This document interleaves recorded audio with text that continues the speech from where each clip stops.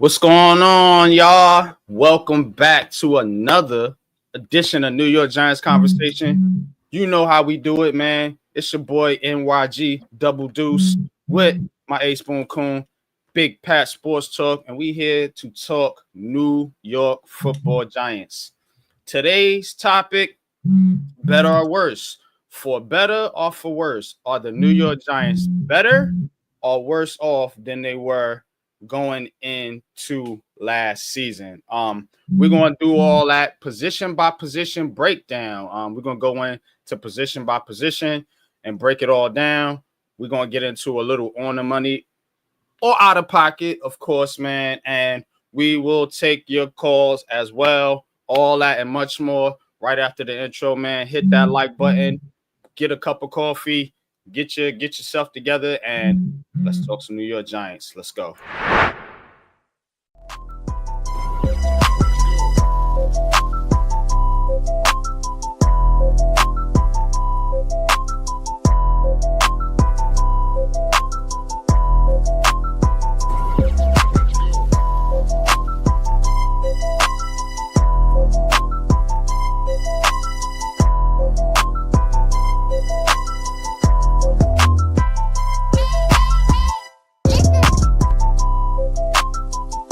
Welcome to Giants Conversation. All right, man. Let's get into it, man. Let's get into a little Giants conversation, man. How y'all feeling out there, man? What's good, man? Salute to the chat. Salute to those listening. That's not in the chat. That's just listening out there, man. And salute to you, Pat. What's good with you, bro? How you feeling this morning? Feeling pretty good, man. Pretty good. Pretty good. Seeing what the Giants team is working and seeing what the vision they have for this team. It's still up in the air. You did, draft a couple of players to give you a little bit of direction. So that's why we get into positional breakdowns. So I'm ready to do these positional breakdowns, man, and see exactly what this Giants team can do. My faith in Brian Daboll is still at a standstill. I got to see what he does on the field week one before I can make a total judgment of what I can see what his vision is, you know what I'm saying? So it is what it is. Yeah, man.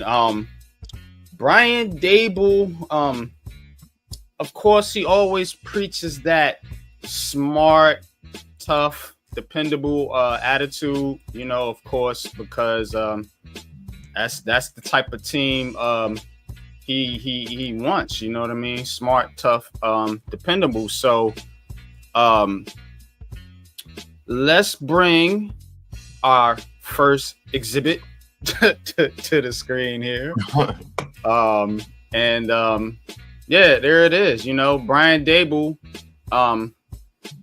talking about the toughness of the Giants draft. Says toughness all the way through the draft was something that we have talked about, both mental and physical. So I want y'all to keep that in mind as we go through these positional breakdowns.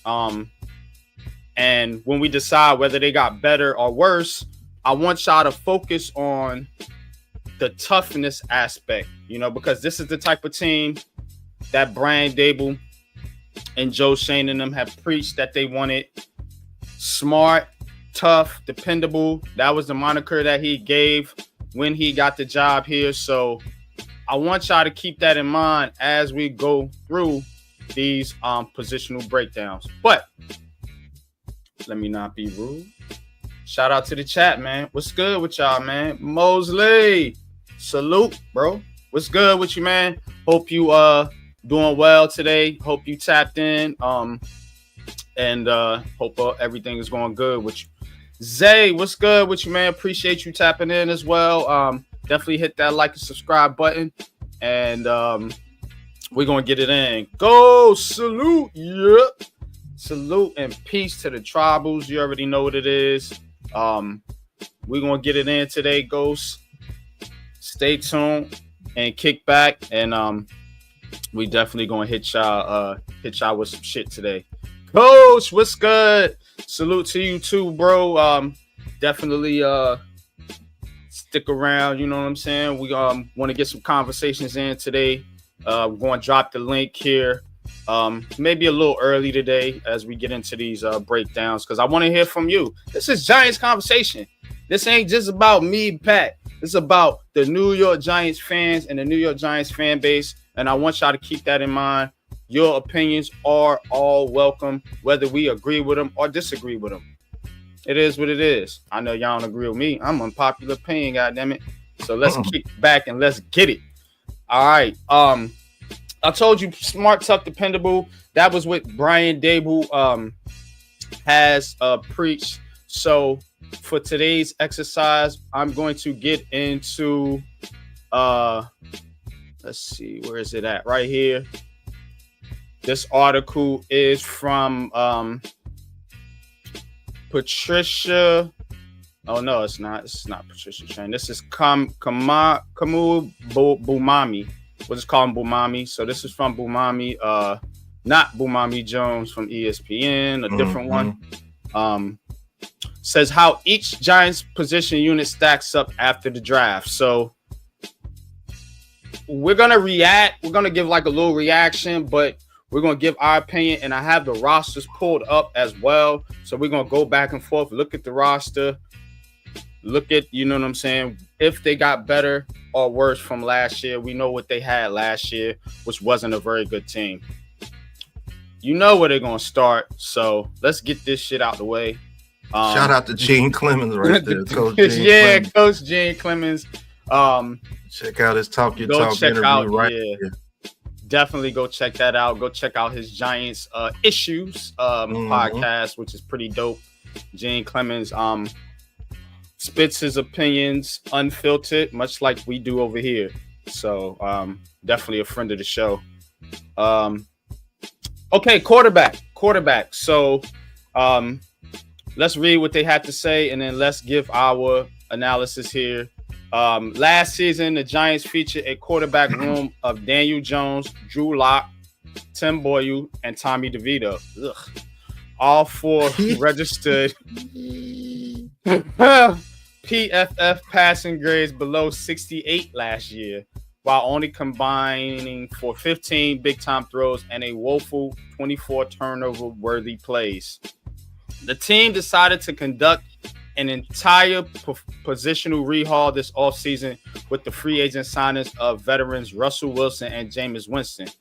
It then turned to draft to select Ole Miss signal caller Jackson Dart in the first round as its quarterback of the future. All three had passing grades of at least 69 a season ago and combined for 66 big-time throws. So basically saying they all had more combined big time throws than all the quarterbacks last year from the New York Giants. We all know how everyone feels about Daniel Jones, but better or worse, you know, now we talked about what Russell Wilson and Jameis Winston can be. I want to talk a little bit about Jackson Dart. They talked about the big time throws specifically, Pat. And can the Giants open up this offense with more plays down the field, more big time throws? Because that's what Brian Dable wants. And I'm going to get into a little bit about what they've been saying about the quarterback position while we're on this topic. But I want to turn to you first, Pat, because you are our aficionado as far as getting into the schematics of things. You and Coach, of course. Can this offense be better with these quarterbacks that they have here as compared to last year? Well, for obvious reasons, they're better by default. I think Russell Wilson, Jameis Winston, Jackson Dart are better than what Tim Boyle, DeVito, Locke, and Daniel Jones were last season. So if you're going to say better or worse, you got to put better on this position automatically. Now, when it comes to the schematic part of it, that's up to Brian Dable. That's up to Brian Dable and his offensive line. Can his offensive line hold up and block to allow these quarterbacks to push the ball down the field, which I think they did pretty good before Andrew Thomas got hurt. I know you don't like hearing that, but it was good before Andrew Thomas got hurt. Now that's a whole nother subject of what your offensive line should look like. We're gonna get into the because one player line got hurt, but schematically that's going to be up to Brian Dable. Now, were there some deep shots that Daniel Jones wasn't taking? Yeah, I've seen a couple of them that he didn't take in games last year, but how many of those were there? Was it 2 or 3 or 4 every game that Daniel Jones wasn't taking? I don't know. I have to go look through every game and every snap of every last year's game. And maybe let's just say it's 2. Those 2 Russell Wilson would take. That's just a fact. So if it was all on Daniel Jones last year, you have to say it gets better because Russell Wilson or Jameis or Jackson Dart is going to take those shots. They're all aggressive quarterbacks when it comes to the deep ball. That's just a fact. So we'll have to see. But as far as the position, yeah, better. Automatically. And I have to agree. Absolutely better. We all see deficiencies in Daniel Jones's game. I don't even want to get into Drew Lock. Tim Boyle. But I want to come back to this for a second. Something that I don't think is being talked about too much. Where does Tommy DeVito fit into all this? Now, Tommy DeVito, they had the Tommy Cutlass thing and a fan favorite to some. Does he even do they find a way to get him on the roster or the practice squad, or you think he's done with the New York Giants? I think he's done, but if he's on the New York Giants, it's practice squad at best. Mm-hmm. Who are you gonna put Tommy DeVito over? Those you don't carry 4 quarterbacks. Yeah. I know you don't do that. That's why I'm not even entertaining that. Yeah, the Giants aren't carrying 4 quarterbacts. But is there a way he gets to the practice squad, or would they even consider letting or trading Jameis Winston and giving Tommy DeVito that 3rd roster spot? That's what I want to ask you, and I want to ask the chat that too, because there's still some teams that need Pittsburgh Steelers that need quarterbacks, and the Giants have 2 pretty good ones and then a prospect in their building. You don't have room for all those quarterbacks, in my opinion. You can flip one if you deem. Now, I don't think you can get anything for Tommy DeVito. Ain't nobody giving you shit for Tommy DeVito. But they will maybe give you something for Jameis Winston. Would the Giants consider trading him at all? They gave Jameis Winston a 2-year contract. He's going nowhere. The only way Tommy DeVito is on this roster is one of those quarterbacks get a major injury. That's it. Mm-hmm. Jameis Winston's not going anywhere because he's that backup to Jackson Dart next year if Russell Wilson moves on. You see what I'm saying? Russell Wilson only has a 1-year contract. They gave Jameis Winston 2 years for a reason. Mm-hmm. So only way Tommy Cutlass makes this roster is if he's on a practice squad or Jameis Winston or somebody gets a major injury. That's the only way. Mm-hmm. What's going on, Alfred? Alfred, salute. Pablo, salute. Appreciate y'all tapping in. Coach says, Tommy will be bringing me some chicken cutlets after dinner. Excuse me. Oh, well, he does have the cutlets thing going on. I just don't see how it works out for Tommy DeVito unless they move on from Jameis Winston. That's the only scenario that I could really envision. Ghost says, I honestly think it depends, but I do see Tommy at the practice squad or up out of here. Yeah, practice squad is probably his destination. And I don't see any team really banging the door for Tommy DeVito as far as picking him up, and taking him from the New York Giants. I think he finds a way to stick around on the practice squad.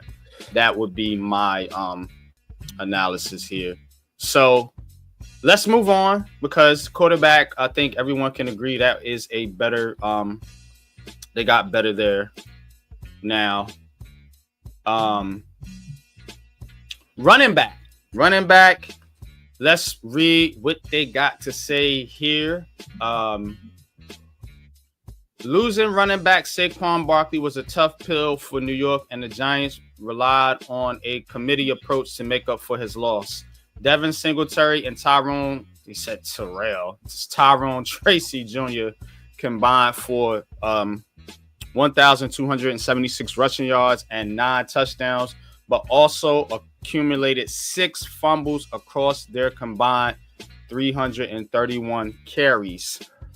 Tracy showed a dynamic burst as a change of pace back, but wasn't fit for constant interior rushing plays throughout the year. Singletary suffered a fumbling problem that hasn't left him throughout his career.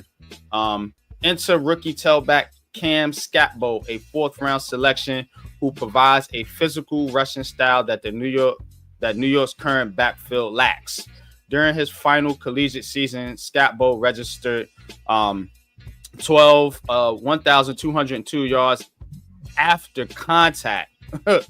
So he almost rushed damn near what they rushed for their entire season. He just did that after contact and forced 103 missed tackles. Such an addition to the backfield gives the Giants the bruising back they have always needed. All right.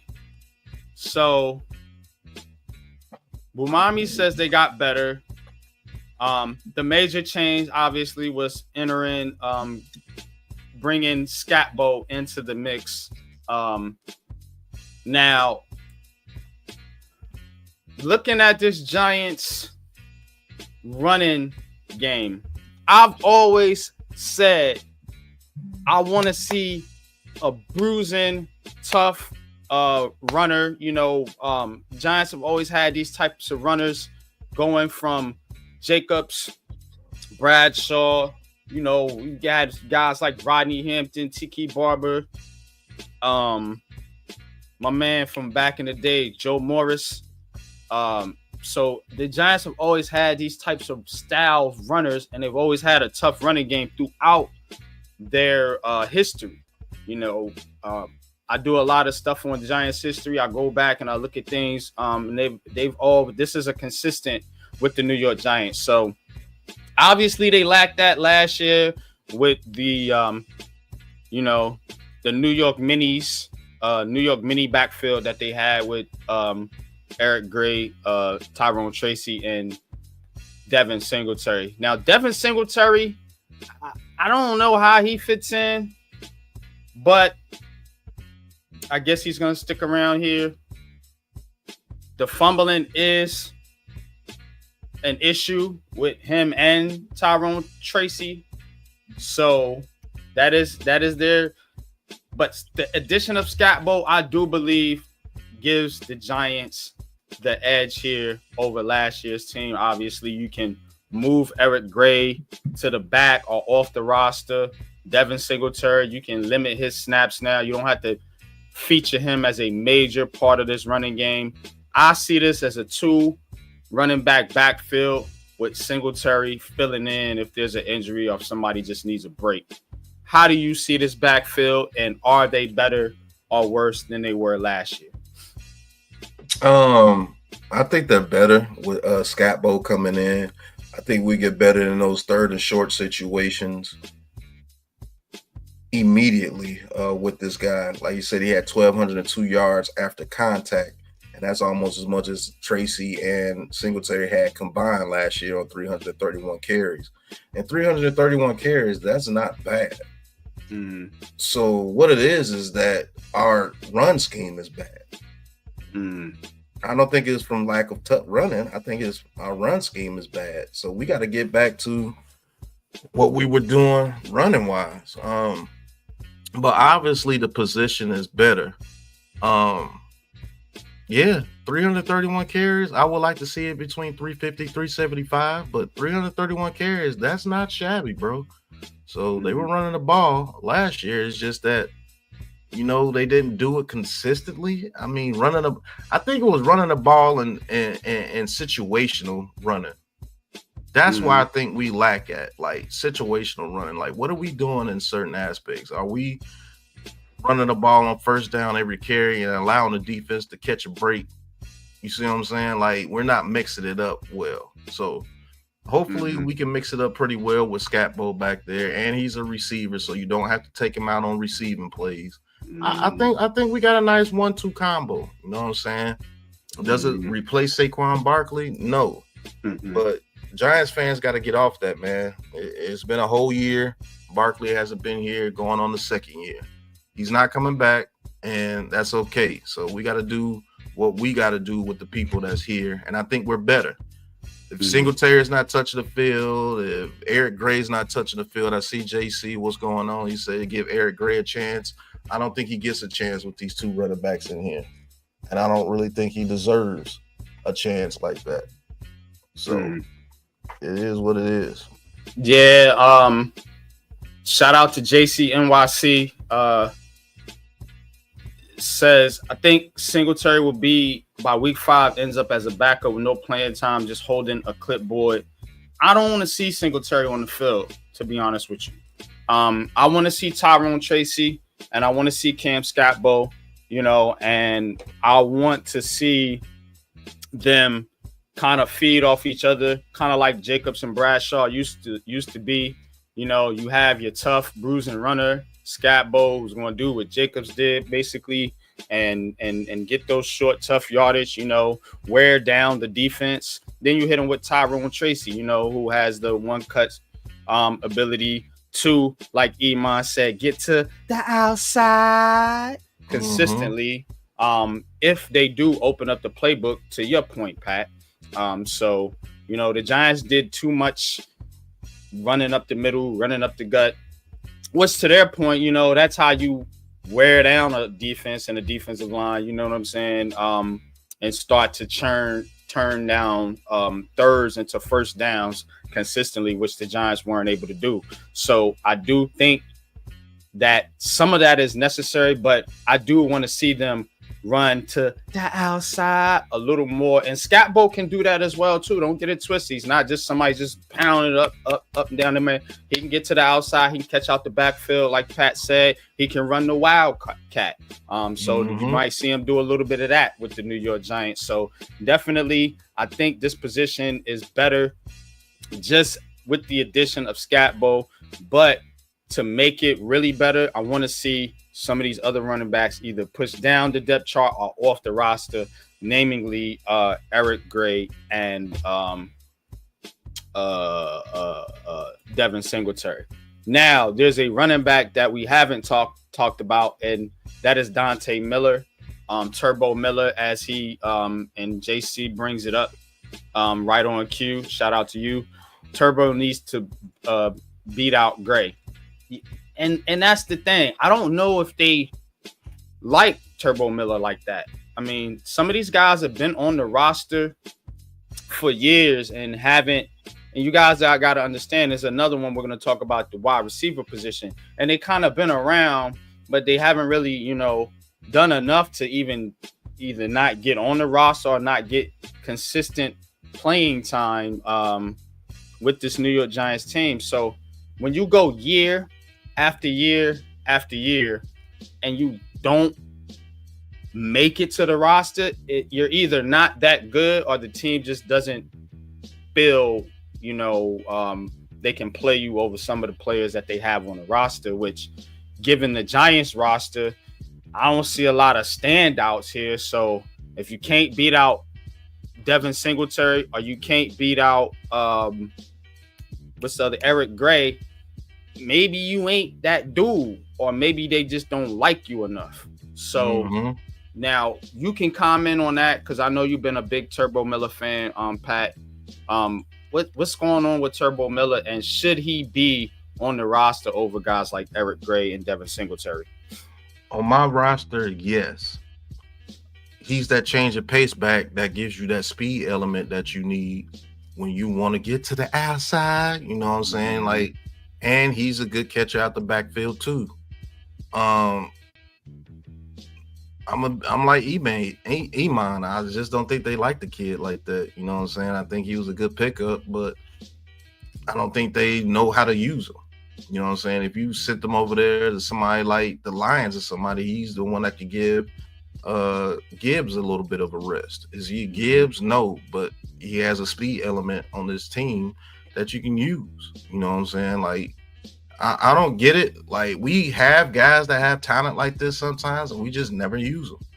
You know, and it's kind of messed up. Like, if you could put them on another roster, hell, put them on the Dolphins. The Dolphins will know how to use them for sure. You know, go over there, put them with the Texans. The Texans will use them. I don't know, man. It's just certain people they don't use. And now that you draft Scatbo, he's going to be fighting for a roster spot. And maybe he can latch on to the practice squad like a Tommy DeVito. Because now he's going to have to beat out Singletary and Eric Gray for carries. And they seem to give Eric Gray more pubs than him. You keep putting him on the kickoff return. He fumbles every other return. And it looks like he's going to fumble every time he gets hit on the kickoff return. But you keep putting him back there. And Singletary, that's Dabo's guy. You know what I'm saying? So it just goes to it's politics. You know what I'm saying? Dabo's gonna give his guy the carries, even though you might be better. So who knows? It's politics, and just the coach might not just like it like that. Yeah, I think Iman pretty much said it right here too. I'm going with don't like you.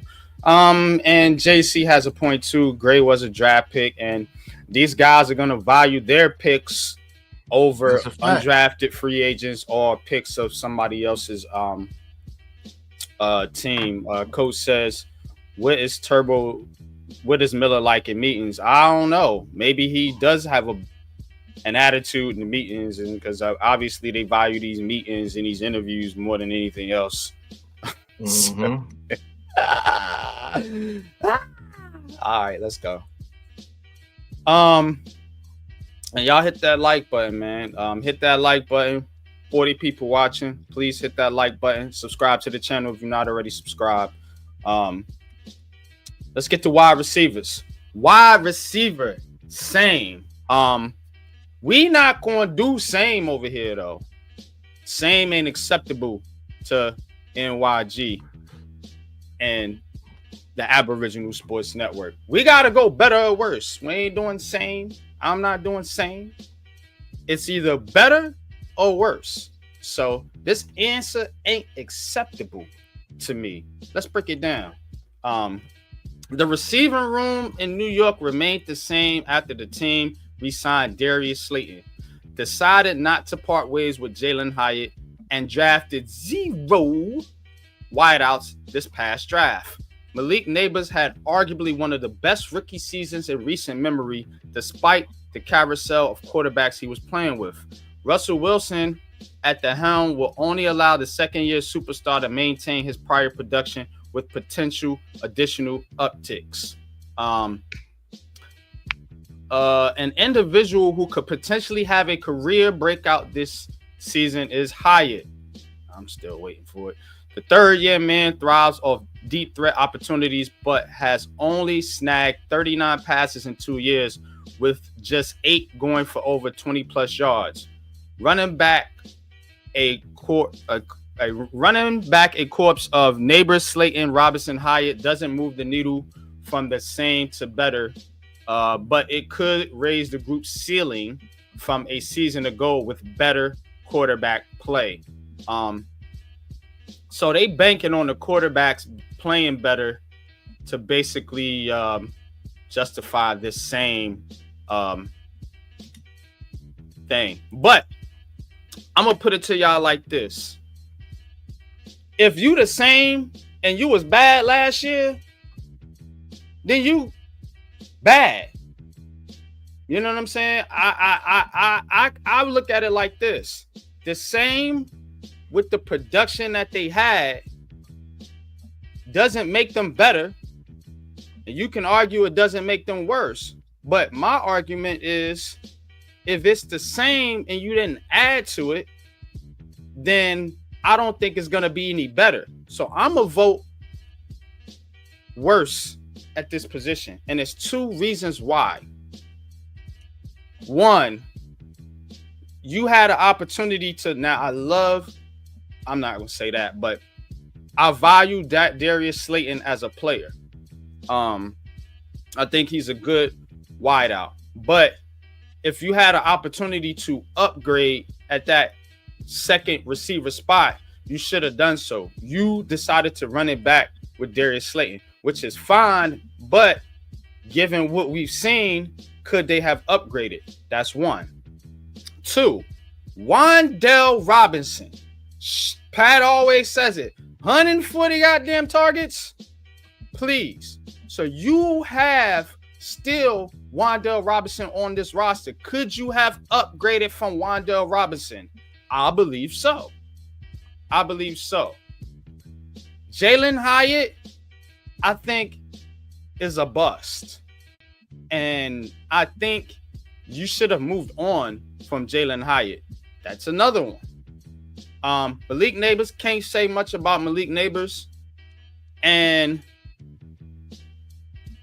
let's see if they bring in somebody else.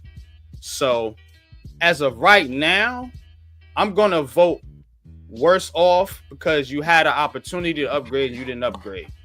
So I'm going to say worse. Now, there's still time. I see y'all putting in a certain name. We're going to discuss that too here in a second. But right now, I want to get Pat's opinion on this, and then we're going to hit the chat, and then we're going to discuss some potential upgrades that they could do. But as of right now, I'm going to vote worse than a year ago because you didn't really upgrade it. And I'm not doing same. Same ain't an option here. I want one or the other. Yeah, damn it. Pat, what's your vote? What you think? Well, if you can't vote same, you gotta go worse. Because they didn't get better as far as the receiver position. Now, if you would have told me a certain type of scheme that they're finna run for these receivers to get the ball down the field more, then I think they'll automatically become better because the scheme is better. But do you think the scheme is going to be better? You can vote better. If you think the scheme is going to be better, then vote better. I'm not sure. I can't base on the scheme being better because I don't have any results of the scheme being better except for that Colts game. Mm-hmm. Now, he ran the scheme in that Colts game, so if you want to base it off that and they could do that consistently, then you have to go better because they all look better when the scheme was better. But if the scheme is still going to go back to the throw it 2 yards and try to have them, break 19 tackles to get 10 yards, then no. Yeah. I did want them to upgrade the receiver position, bringing back Slayton. I do agree with that. But, it's still the same. So they're going to have to get better for the receiver room to get better. Mm-hmm. And that's a situation that you can do because they're all young. I think the oldest receiver is Slayton. What, he's 27 or 28? So it's not like these guys are old. They're still developing. Neighbors in his second year, Wan'Dale Robinson in his fourth year, Hyatt in his third year. Now, the thing about this is, what has Hyatt shown you to say that, hey, in his third year, he's going to have this breakout year? What does Hyatt do? This is for all the Hyatt guys. Like, what does Hyatt do that makes you believe that he's going to turn into this excellent receiver? Is he a great route runner? In my book, no. Can he get off the line of scrimmage? In my book, no. Obviously, they don't put him in the slot and put him in motion to put him out there on the field. So something he's not doing to get on the field with this particular team. Now, I do think he could go somewhere else where they use receivers in a different way. But just here with the New York Giants, I don't see it. And I hate to say it, but he's getting ready to turn into a bust. 39 catches in 2 years? That's not even 20 catches a year. Yeah. And it still hasn't had a touchdown. Now, that's crazy. That's crazy work. That's crazy work. Now, let's talk about this real quick. Now, I'm hearing some Keenan Allen rumors. Maybe you can elaborate on that for me because I haven't really been tapped into Twitter. Like, I don't tap into Twitter all day, every day, y'all. So I may miss a thing or two. But I did come across some things about Keenan Allen, some kind of connection there. Ghost Dog makes a good point. Amari Cooper's still out there. I'm not a big fan of Amari Cooper, but he is a veteran receiver. At this point in his career, is he better than Darius Slayton? I don't know. But Keenan Allen would definitely be an upgrade. And yeah, I mean, I don't think there's any question about that. Talk a little bit about this Keenan Allen possible rumors, Pat, if you want to. Because I've been hearing it, but it's been vague. So maybe you can elaborate. What's this connection? What's this thing? And what's this talk about Keenan Allen possibly being a option, free agent option for the New York Giants? Jay Ferries, what's good with you, man? Shout out to you, man. And yeah, listen to Ghost Dog. If you like the vibe, hit the like and subscribe, man. But get into what you think Keenan Allen, if or what's this Keenan Allen stuff going around here, man? I don't know. Is it smoke? Is it fire? Talk about it. It's legit. And I do believe if you bring Keenan Allen in, you get better automatically. You get better automatically if you bring Keenan Allen to this team, because now those plays where you're depending on Wan'Dale Robinson to get open or something like that, Keenan Allen has shown that he can still get open and he can still produce from the slot position, or you can line him out to the outside, and he brings a little bit of fear to your offense, because now you got two major route runners out there in Keenan Allen and Malik Neighbors. And Keenan Allen, yeah, he's a third down monster, bro, and he just finds ways to get open, and he brings that veteran presence of showing these receivers how to settle down in zones, how to run your routes to make it look like a different route, and it's the same route. And he's just a big presence, man. Keenan Allen on this team, man, would definitely help out Russell Wilson. I think he will be one of Russell Wilson's favorite targets when he gets here. You know, I would love Keenan Allen on this team, man, for sure.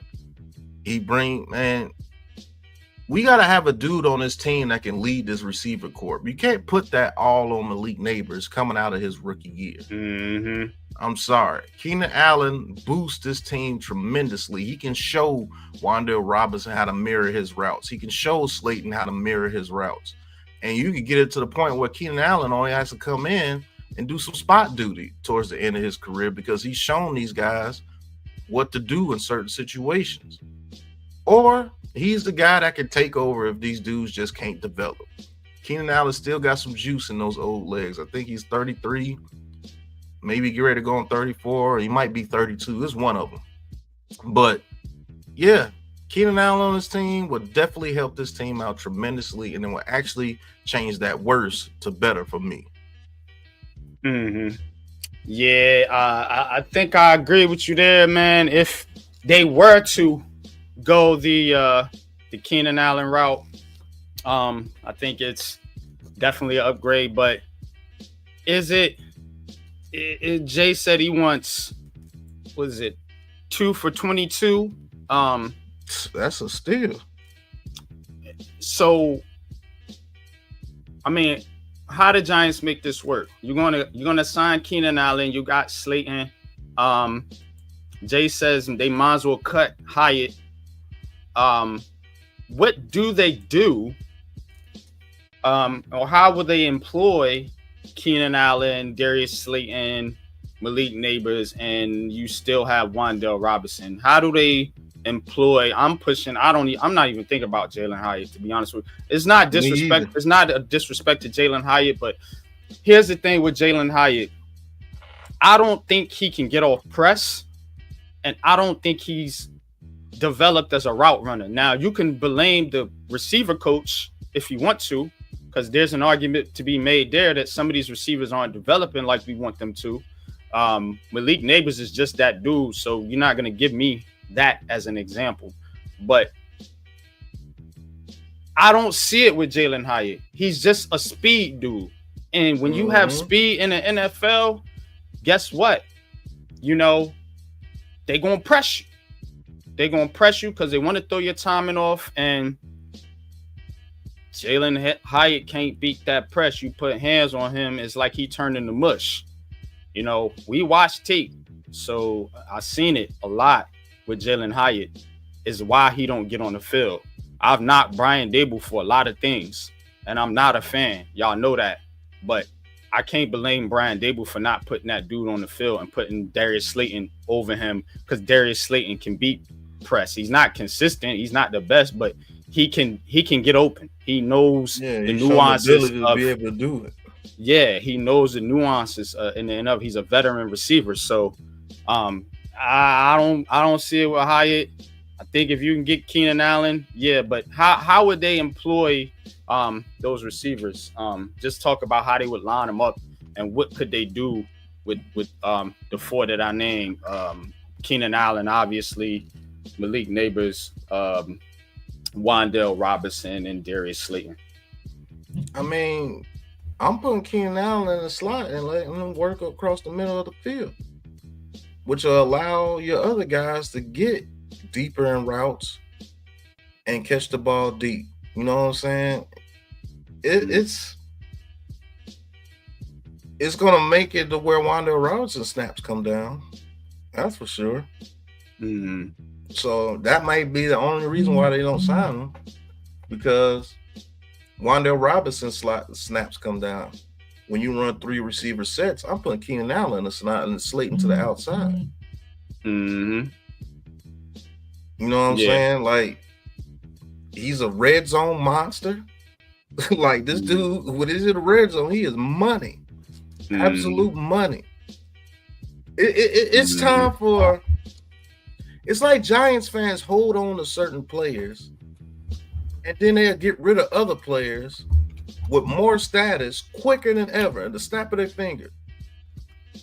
Get rid of Thibodeau. Get rid of him. He's trash. But you can't do anything to Jalen Hyatt. Even though Jalen Hyatt is the epitome of trash, if you want to say trash. Oh, you can't bring in Keenan Allen because Wan'Dale Robinson is here. Why? Let me educate. You know I like to teach, Pat. Because I don't like foolishness. You know what I'm saying? I don't like foolishness. And I've done this exercise with y'all before. You need to watch my goddamn channel. My personal channel, not this channel. Learn something. Because you dudes, you so goofy with your fucking comments. So you're talking about drop passes. This is the 2024 regular season and drop passes, according to Fox Sports, a big time news fucking network that y'all love and enjoy and watch all the fucking time. Because you don't believe me, so believe these motherfuckers when they talk. Jerry Jeudy, 13 drop fucking passes last year. So you're talking about the nuances of drop passes. You know what else is on that list? Malik goddamn Neighbors, 9 drop passes. You know what else is on that list? Keenan Allen, 6 drop passes. So talk to me about drop passes, dog. Talk to me about it. When you talking about Slayton and some of these other cats. Receivers drop passes. You know why these guys are up there? Because they get targeted more than anybody else. Slayton don't get the targets that some of these other dudes get. Dudes that get a lot of targets, they drop a lot of fucking passes. It's the NFL. I mean, damn. You say shit just to say shit. I can curse. This is my network. It's my channel. I'm part of this shit. If you don't like the cursing, turn it off. Because when I do this, I want to emphasize this. That's why I'm cursing. And I can't get hyped. It's my duty. It's my job. It's who I am. It's me. If you don't like it, turn the channel off, dog. So if you so sensitive about cursing, like, come on, you mad because I'm cursing? Don't be like that. I'm sure I'm giving you a point so you stop saying stupid shit in the chat. That's what I'm doing. Wait a minute. So you hold up. Right here. So look, bro. Let me make my point real quick.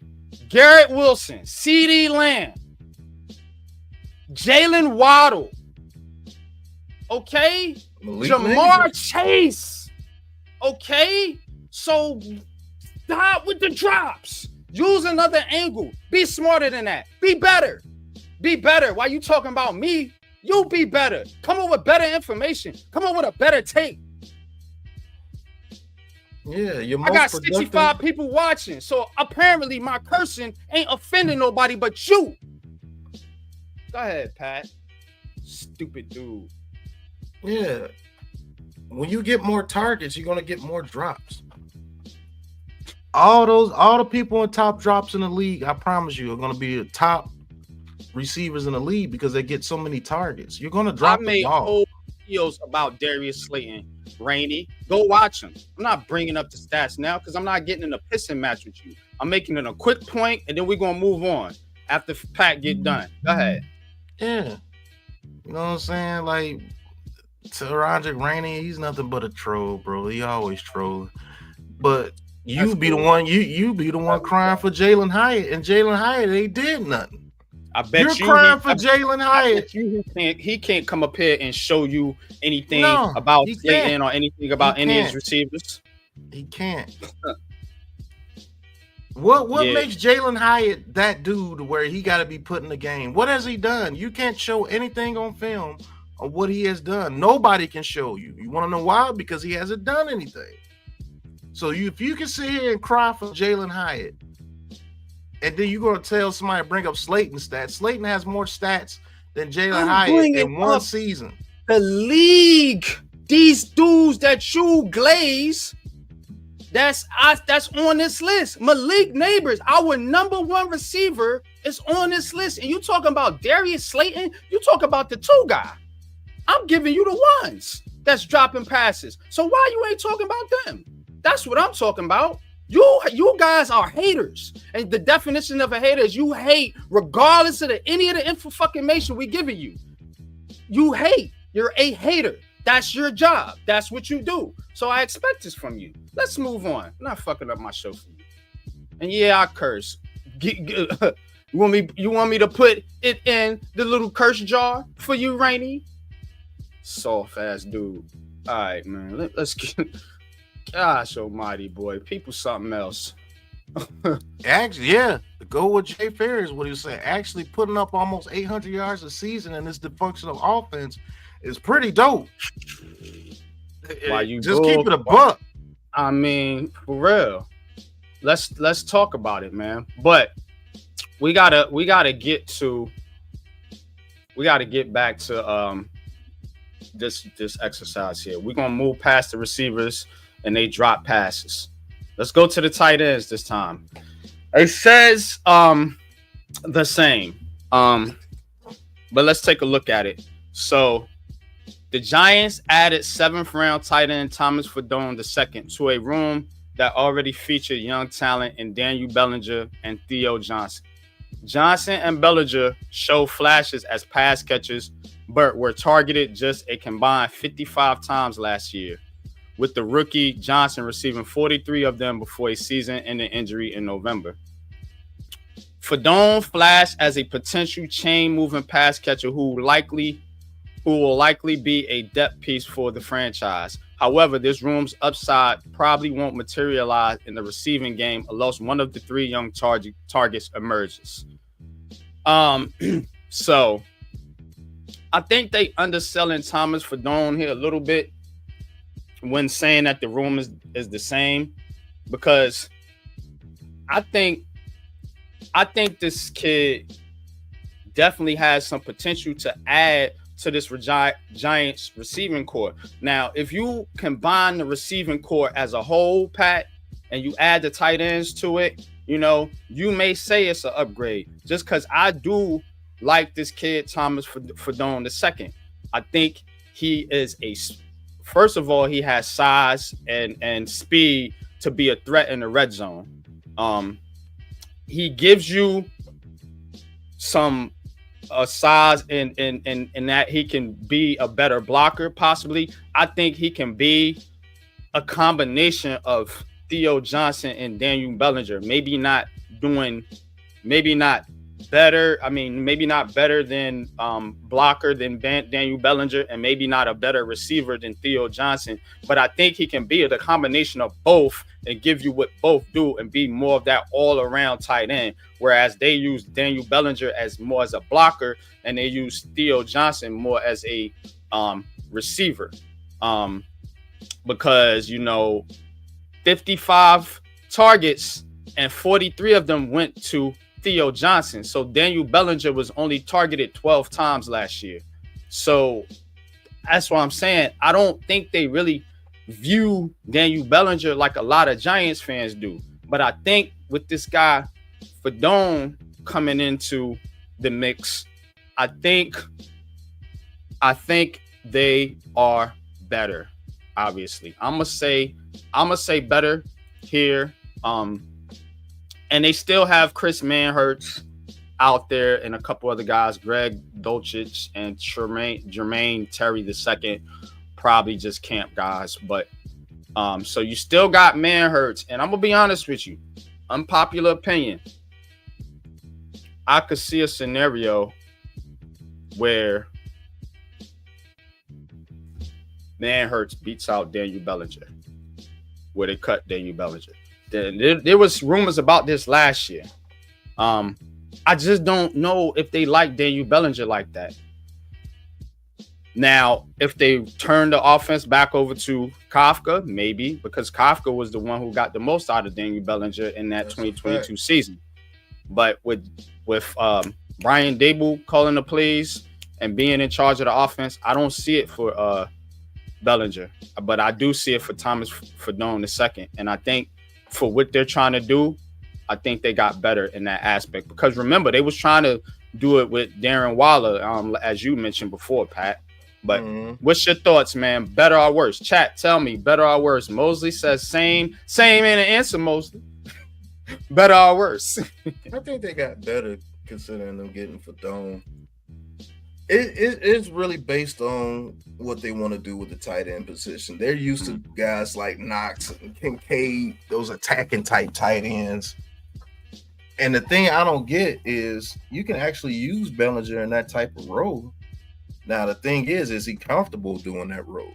I think he has the talent to do it, but is Bellinger comfortable in that role? I'll be honest with you. Use Bellinger as an H-back.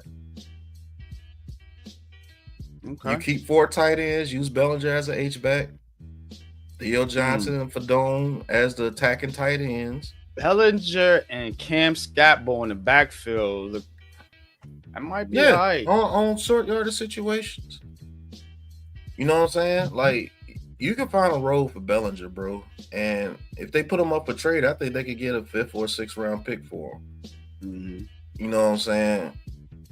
Nah. Fadone is that type of guy that will get you the first downs. He's not a Kelsey or anybody like that. There's only certain tight ends in the game that are like that can catch the ball, run fast, make people miss, break off tackles.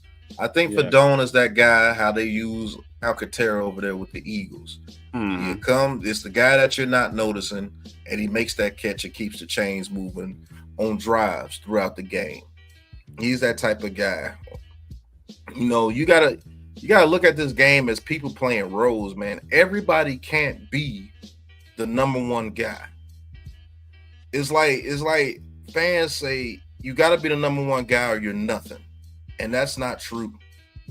Thomas Fadone is that extra tight end where you put his big 6'6", 6'7" frame on a smaller DB, and he can box that guy out and get that first down for you or get that red zone touchdown for you. That's the type of guy that he is. And that's a guy that's needed on the team. Everybody can't be a Travis Kelce that could do everything great. Or what's my guy from the Lions, him, or the dude Hockenson. Oh, TJ Hockenson. What's the other Sam guy? Laporta. Yeah, Sam Laporta. Everybody. Yeah, you got George tight ends Kittle. Like that. Yeah. Some people just use the tight ends to move the sticks. It is what it is, man. I don't know. I just look at what the player can do from our team instead of throwing him to the wayside because he can't be a superstar. You need role players on your team because the role players are the ones that help you win the championship. When they're double teaming and triple teaming your superstar, guess what? Those role players have to step up. Mm-hmm. And some of those role players are the guys that help you win. You know, and I just think Fedon is one of those guys where he can have a game where he has 6 catches for 88 yards. And then the very next game, he can have 2 catches for 18 yards. Yeah. But those 2 catches got you 2 major first downs to win that game. Mm-hmm. Theo Johnson is the guy that you want to be the superstar, but can he get to that level? And in Dabo's system, is he even allowed to get to that level? You see what I'm saying? Yeah, I don't know, bro. I don't know if people are really paying attention to this team because I'm seeing a lot of players that have been drafted and they're not panning out because they're not being used or they're being underused, or so it makes me want to think, could there be a disconnect between head coach and GM? Because why are you picking these players like Bellinger, like Hyatt, and they just don't fit in your system? So they're either not good or you don't like them. And what Iman was saying earlier, and even what I was saying and you were saying, Pat, we just think they don't like some of these guys. Why are they here? So I don't think that guys like Bellinger, I don't think they really fit what they trying to do, whatever that is. And so I'm seeing at it and I'm looking at it like, did they draft?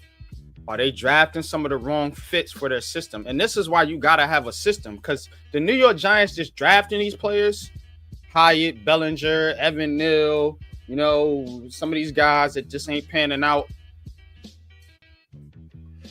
Why? You know, why aren't they panning out? They're not being developed, or they're being misused or underused. So that's on the coaching, right? Right. But everybody want to complain about the GM. The coach is where some of these failures are happening. So you have Daniel Bellinger here, and now you don't really know what to do with him. And you keep drafting over him. You drafted Fedoni. You drafted Theo Johnson. So what is that telling y'all? They don't like the dude. They want something different. They want something better. That's why they went after Waller. Bellinger's not a fit for this team. So, again, for whatever Brian Dable's trying to do, I think Fedon makes them better, even if they don't use Daniel Bellinger like that. All right. Offensive line. Here's the one y'all been waiting for. So, says New York entered the offseason needing an infusion of depth and starter caliber talent within its offensive trenches to aid the talent, but off injured left tackle Andrew Thomas, James Hudson III, and Stone Forsyth provided a collection of season as fringe NFL starters, making them valuable depth pieces in case of injury. On the starter side, former right tackle Evan Neal is expected to battle for a lead guard spot, while mid-round rookie Marcus Bowe could potentially serve as the team's future right tackle before 2025. While the line is far from a finished product, it is in a better state of progression than a season ago, especially if Neal and Bowe pan out in their brand new pro roles. All right.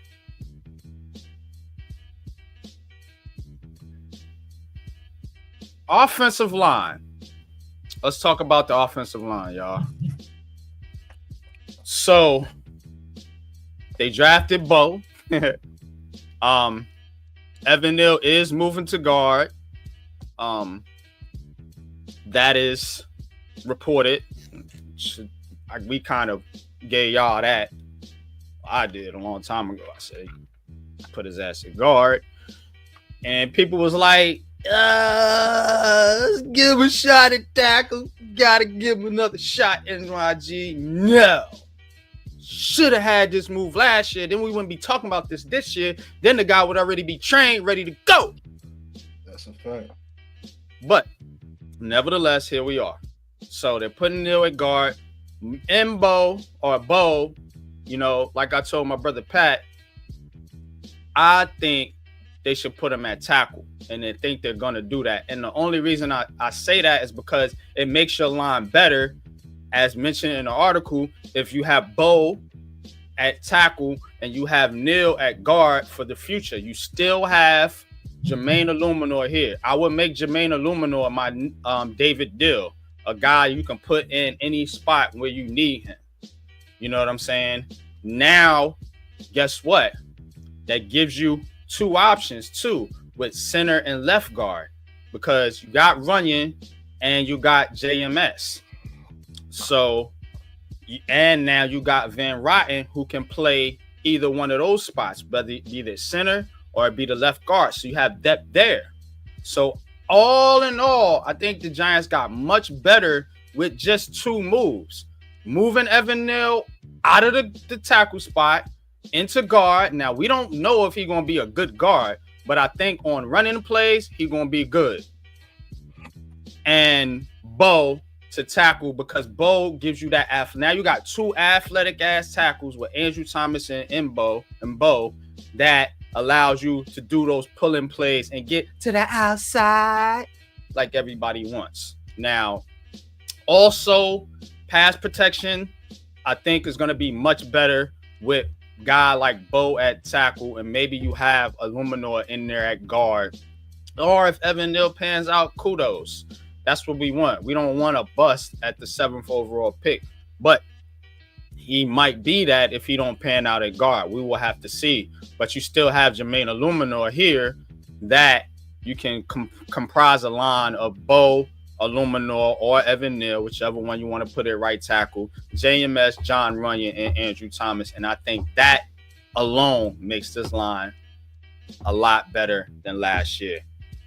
Chat, Pat, talk to me. What y'all think? Better or worse offensive line? We might leave it here. We might do this in two parts. Do the defense next week, because we are at an hour, and I do want to get open up the call lines, and I do want to get to out on the money or out of pocket. Yeah, we can say the defense for next week, man. I think that'd be a good show.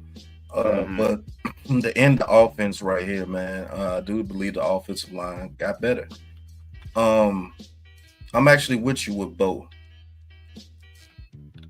If you can slide him at right tackle. Now, the thing is, Illuminor, I believe, wants to stay at right tackle because there's more lucrative at right tackle, and he's a damn good right tackle. So was this draft plan to say, hey, look, we're not going to give Jermaine Illuminor money almost similar to Andrew Thomas for the right tackle position, and we'll just slide Bo there? I don't know. But I do believe our best offensive line combination would be Andrew Thomas, Illuminor at left guard, JMS at center, Runyon at right guard, and Bo at right tackle. If you want to try to maximize the offensive line, but I think the offensive line going into the season is going to be Thomas, Runyon, JMS, Van Rotten again, and Illuminor. What you gotta hope is that Evan Neal can at least push Van Rotten to be the starting right guard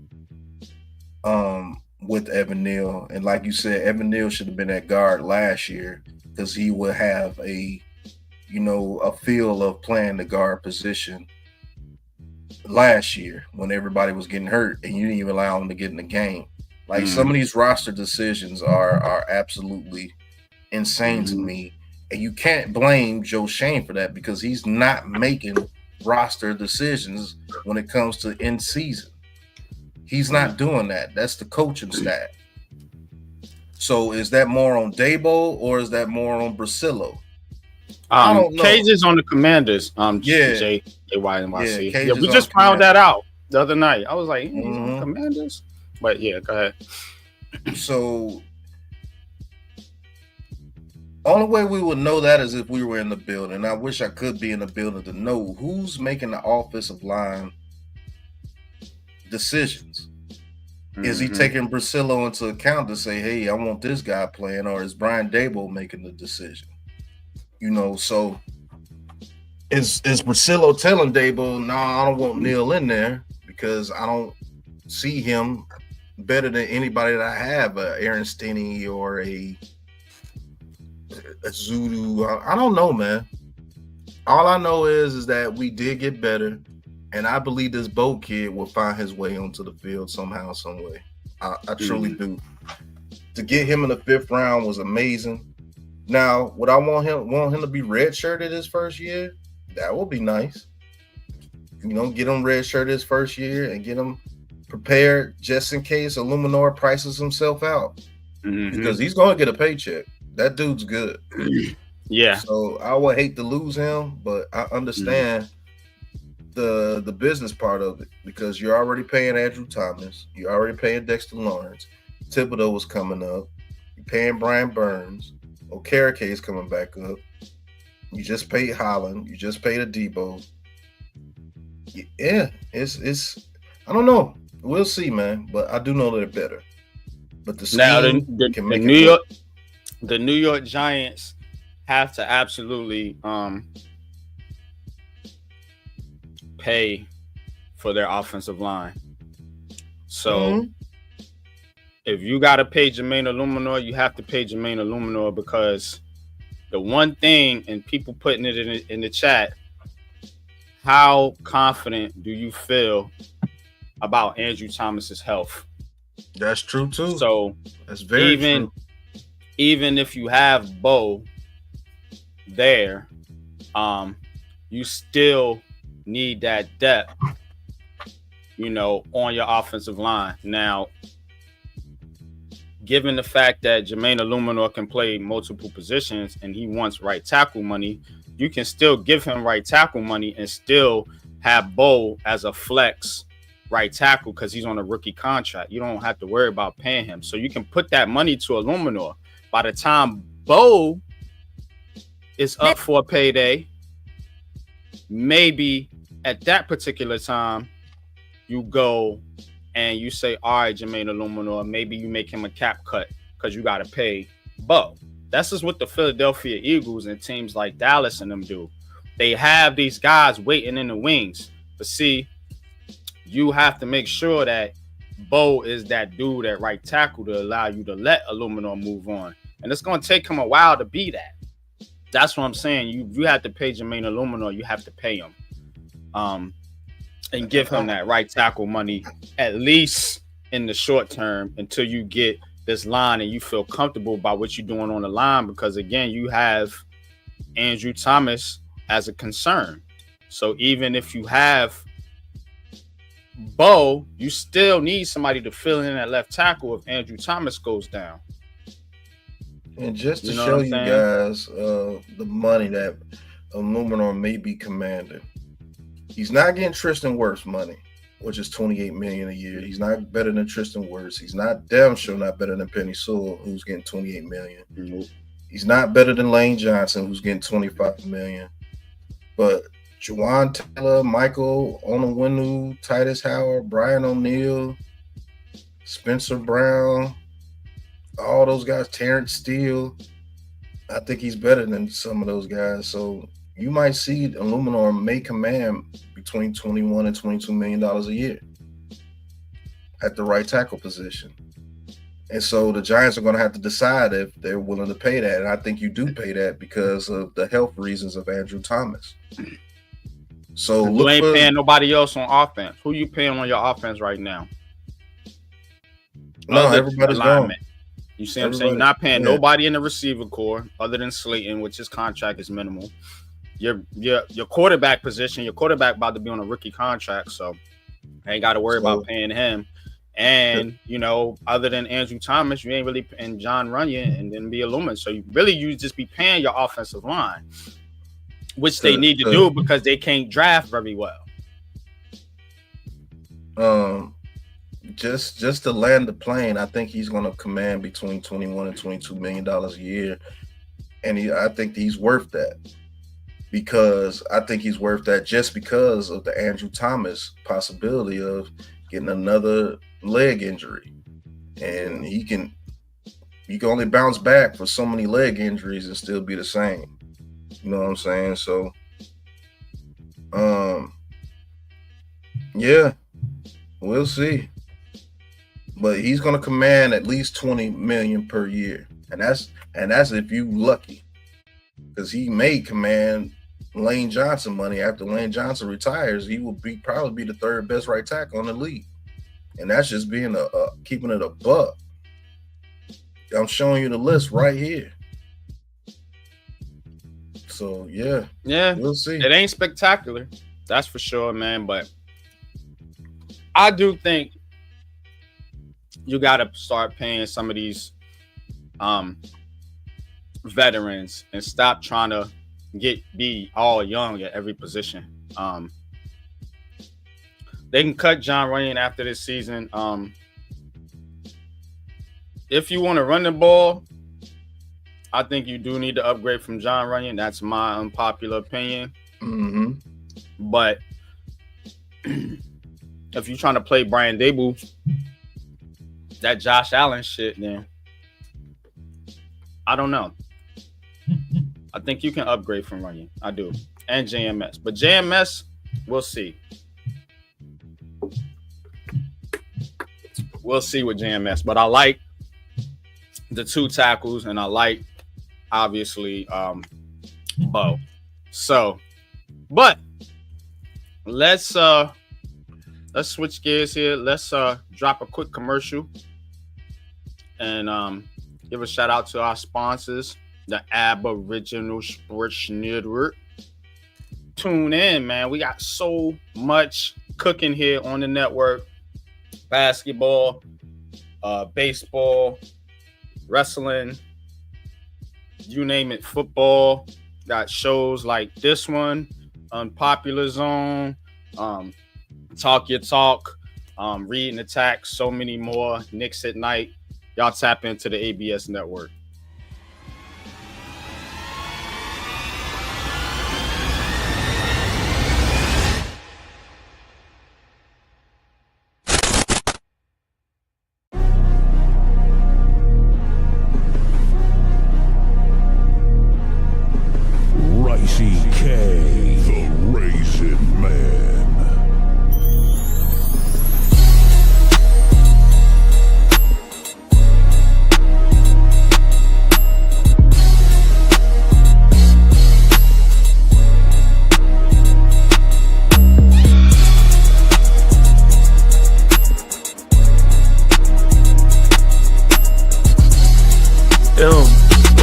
Giants organization that really put Daniel Jones in the forefront and carried him in that type of light, man, on national TV.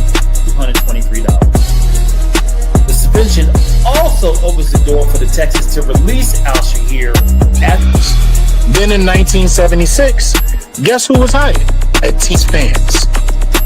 This is where preference plays the biggest. I'm gonna have to knock this down and get the oohs and ahs of Houston.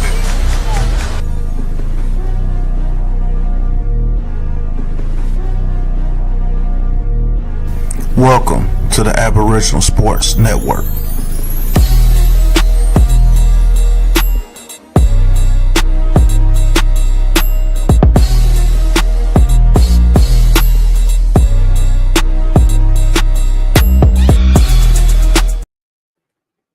All right. I have dropped the link. We're gonna do the call-in portion of the show right now. So you guys call in, man, and let us know what you think about whether the offensive line, whether this team on offense is better or worse. Did they get better or worse? That's what I want to talk about. And while we do that, I want to bring up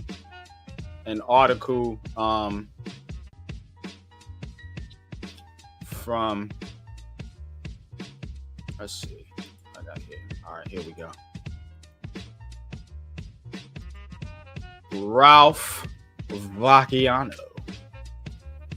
So, I want to get into a little bit what Ralph says here.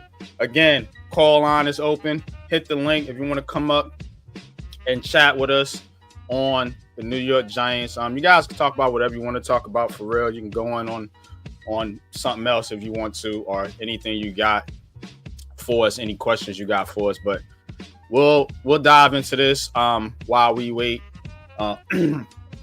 So Joe Shane hits a bullseye by trading back in the first round for Jackson Dart. Now, you guys can go read this article, but I want to hit a couple points here that they said. So it was the Giants' biggest move for a quarterback since Ernie Accorsi pulled off the deal for Eli Manning back in 2004. It was an absolute home run for Shane, who couldn't afford anything less after a miserable 3-14 season and an ugly 18-32-1 record in his first 3 years running the team.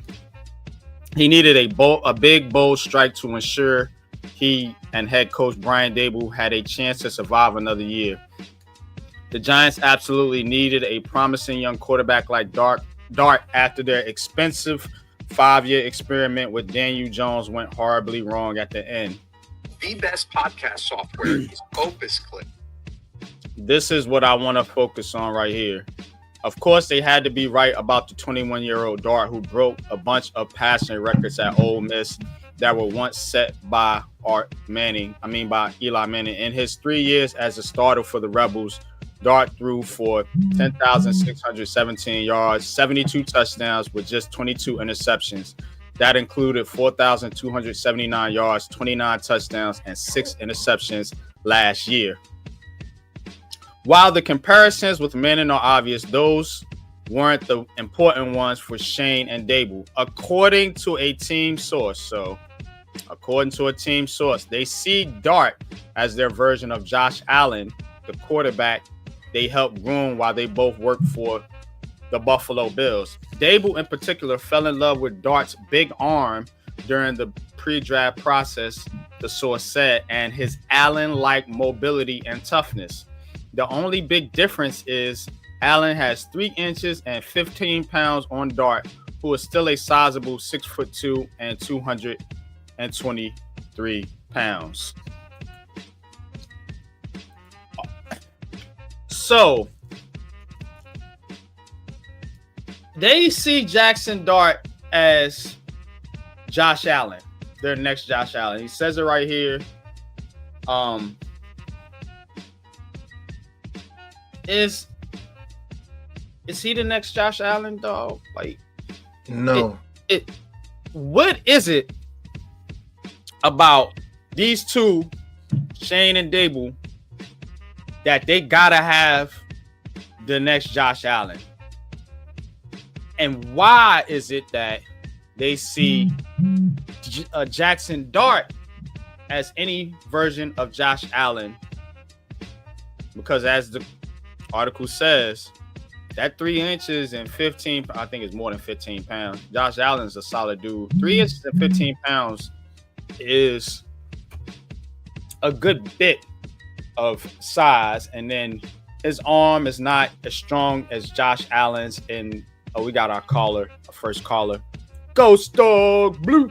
It's good, Ghost. But I don't think what's good, fam? His throwing arm is stronger than Dart. So, Ghost, maybe you could tell me. I'm having trouble with this one, dog. The Josh Allen, Jackson Dart comparisons. Tell me why the New York Giants head coach, general manager, see Jackson Dart as their next version of Josh Allen. It says according to a team source.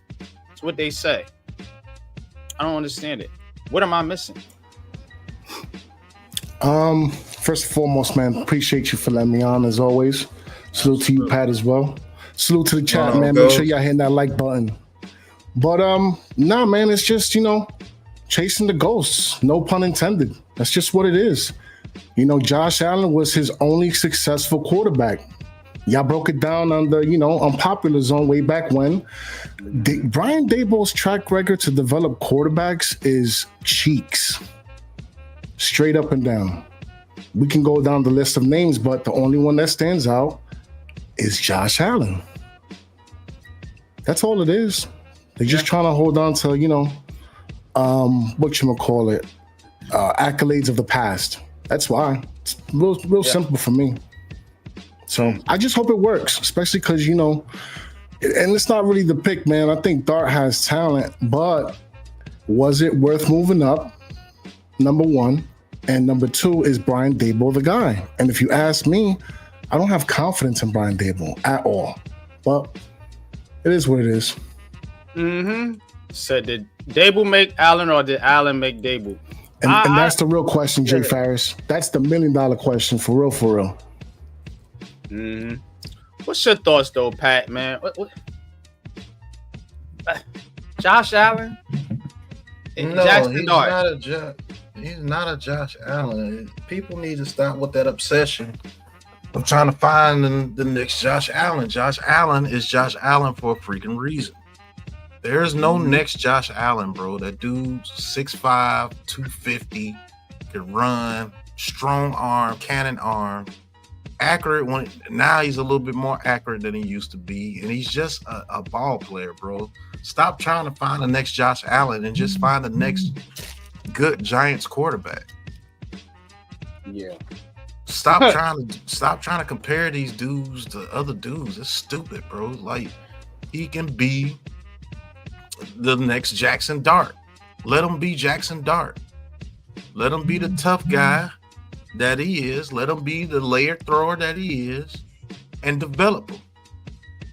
You know what I'm saying? Stop trying to find, like, this fan base believes everybody on the roster has to be a superstar. That's the craziest shit to me. Everybody doesn't have to be a superstar.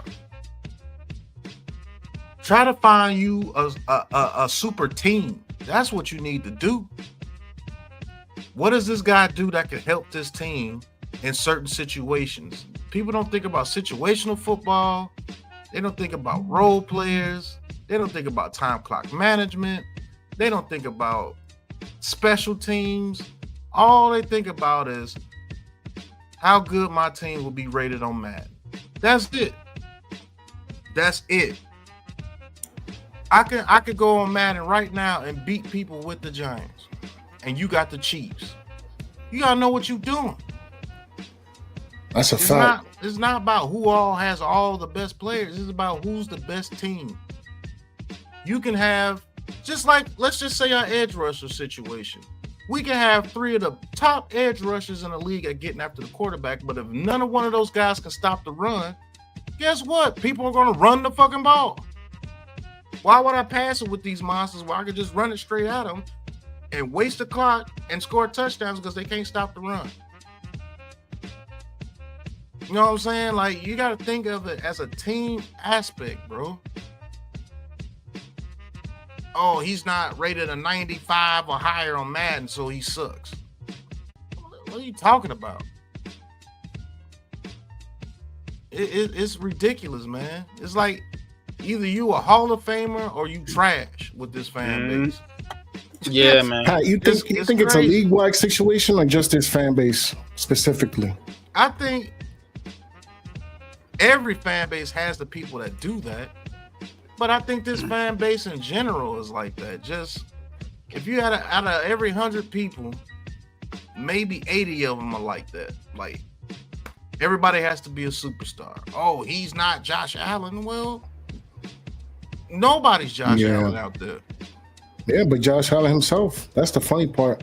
Yeah, I don't know. I think there might be like a dilution of the product in a sense because, everything is about like stats and putting up numbers on the board and, the fantasy and the sports bet. Everything is just, for the show. So I think that might be a part of that. You know what I mean? Just my 2 cents.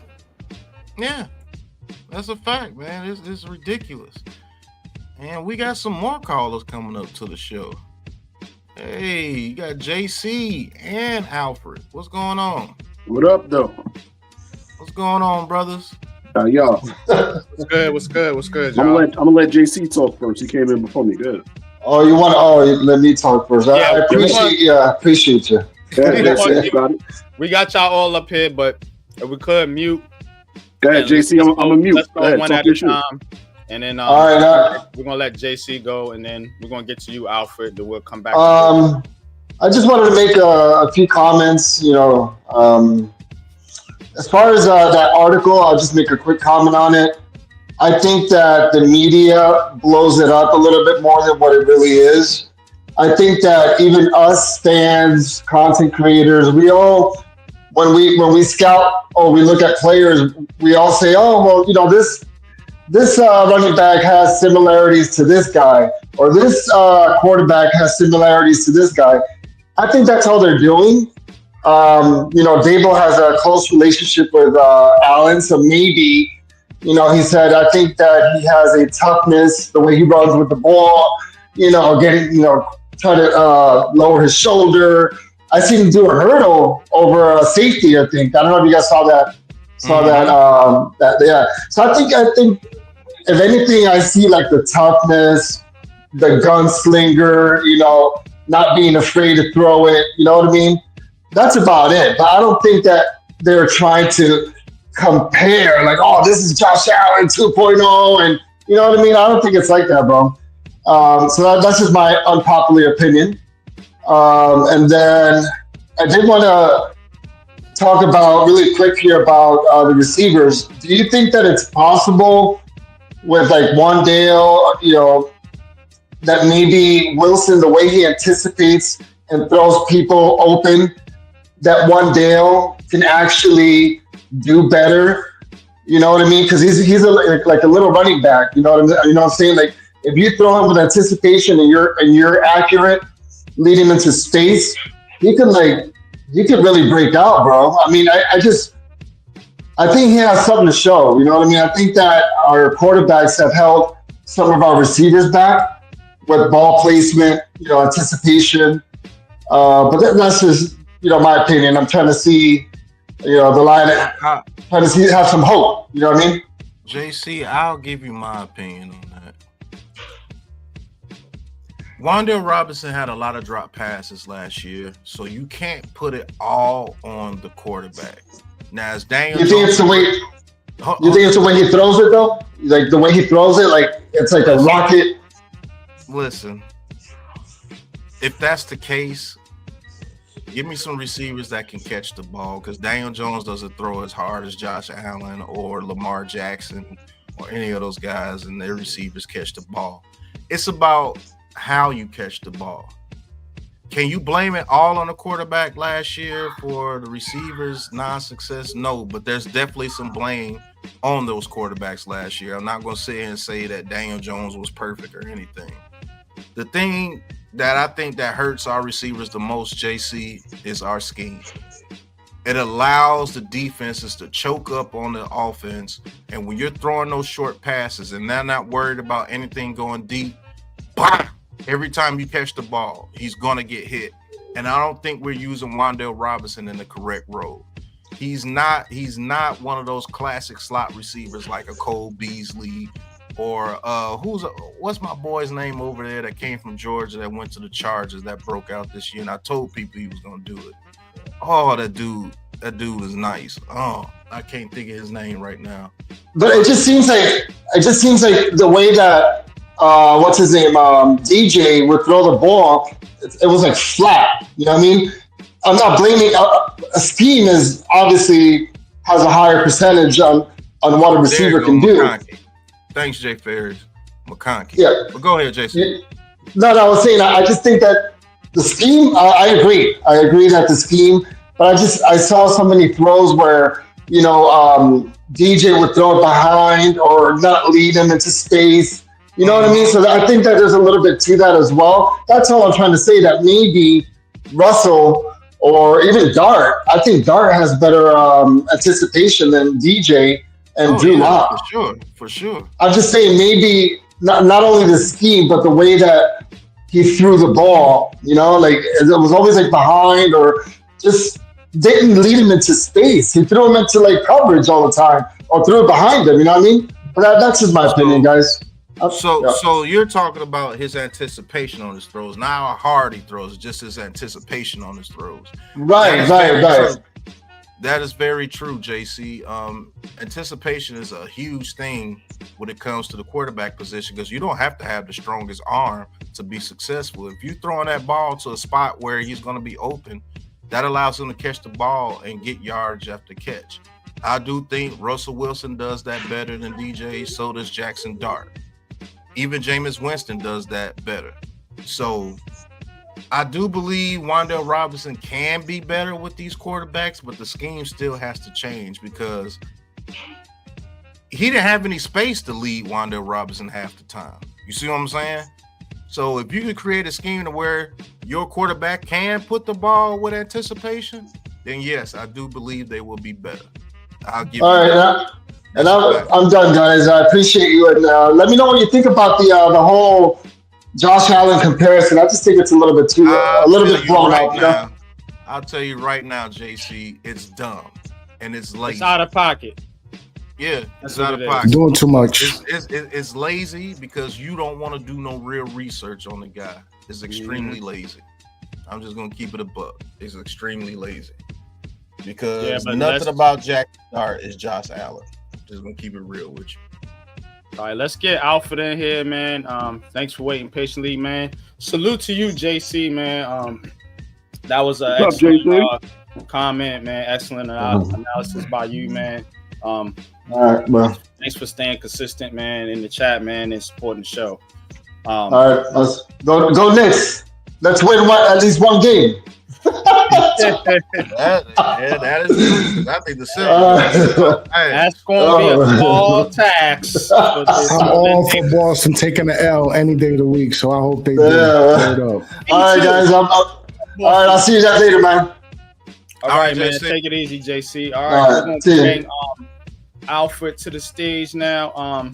Salute to you, bro, man. Salute go ahead, man, and talk your talk, as Pat would say. I wanted to start off by giving y'all your flowers. I just washed my daughter, washed myself, did the dishes, and made Sunday dinner all while listening to y'all.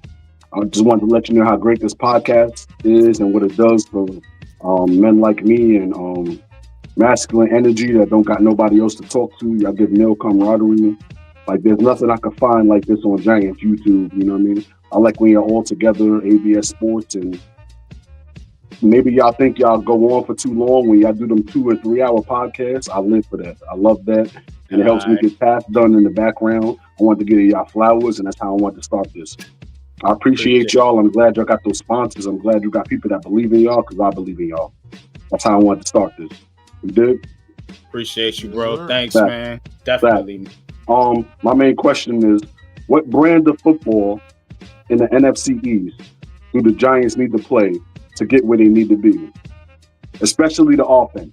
We know the defense could kind of hold it down. But considering what the offense and the weapons we got and the players we got, what type of offense you think could steadily move and keep the chains moving to coincide with the defense to just to get winning football in the NFC East? And I'll let y'all answer that. Okay, man. Definitely appreciate you, bro. Y'all got it, y'all. I love y'all. And I appreciate everybody's support. Everybody in the chat, man.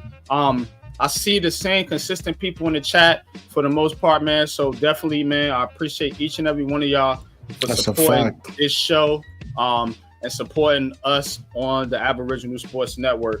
Now, I hope this go on forever. We ain't going nowhere. Where we going? Where we going? We just getting started. Listen, I got a family. Wait. Y'all, I got a family full of females. Y'all my male camaraderie for the day.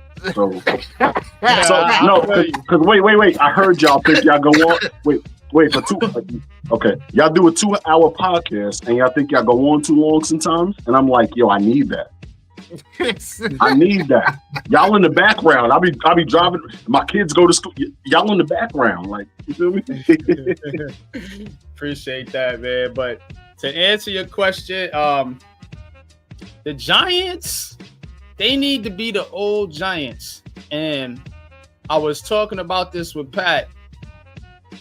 I think John Mara went to them boys, Shane and Dable, and was like, gotta build me a team like my dad, you know, a team that can run the football, a team that can play good defense, and da-da-da-da-da. So I believe the New York Giants have to, in the NFC East, get back to running the football. Running the football will do two things.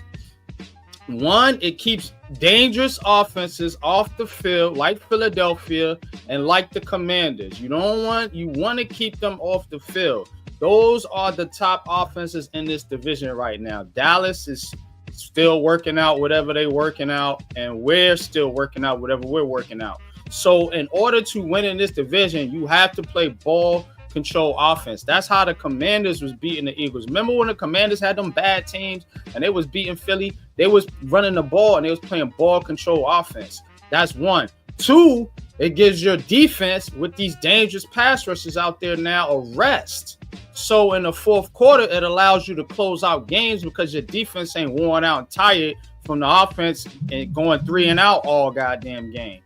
You know, that will allow you to get to Jalen Hurts and get to Jaden Daniels in the fourth quarter because your defense will be well rested. Guess what? They ain't been on the field all game because you've been running the football effectively. Got to run it effectively now. And it will help Brian Dable and Mike Kafka, if he's calling the plays, not have this crazy dynamic playbook for your rookie quarterback, Jackson Dart. Jackson. So wait, like Pat said, just hand the ball off, Jackson. Just hand the ball off. So are you of the mold where, like, if we lose, I'd rather we lose ugly. If we lose, at least the other quarterback his jersey is dirty. You know, that's Giants football. You feel me? Like, if we lose, I want the type of Giants team to where if we lose, at least the other quarterback got grass and dirt and blood on his jersey. You feel me? You want him to look like Eli Manning in that San Francisco championship game when he got up and grabbed. I didn't think he was going to survive it. Nick, you just spoke it. I didn't think he was going to survive it. I didn't think he was going to survive it. I didn't think he was going to survive it. Yeah, that's how you want the other quarterback to look. I'm with you on that, man. But that's the brand of football I want them to play. That's what the New York Giants need to get back to, man. But I'm gonna even when we lose, I want to lose ugly. You feel me? I'm gonna let Pat and Ghost comment on that before we move on. Go ahead. I like them too. Yeah. Yo, yeah, I think that was what was said or what was implied. Will it happen?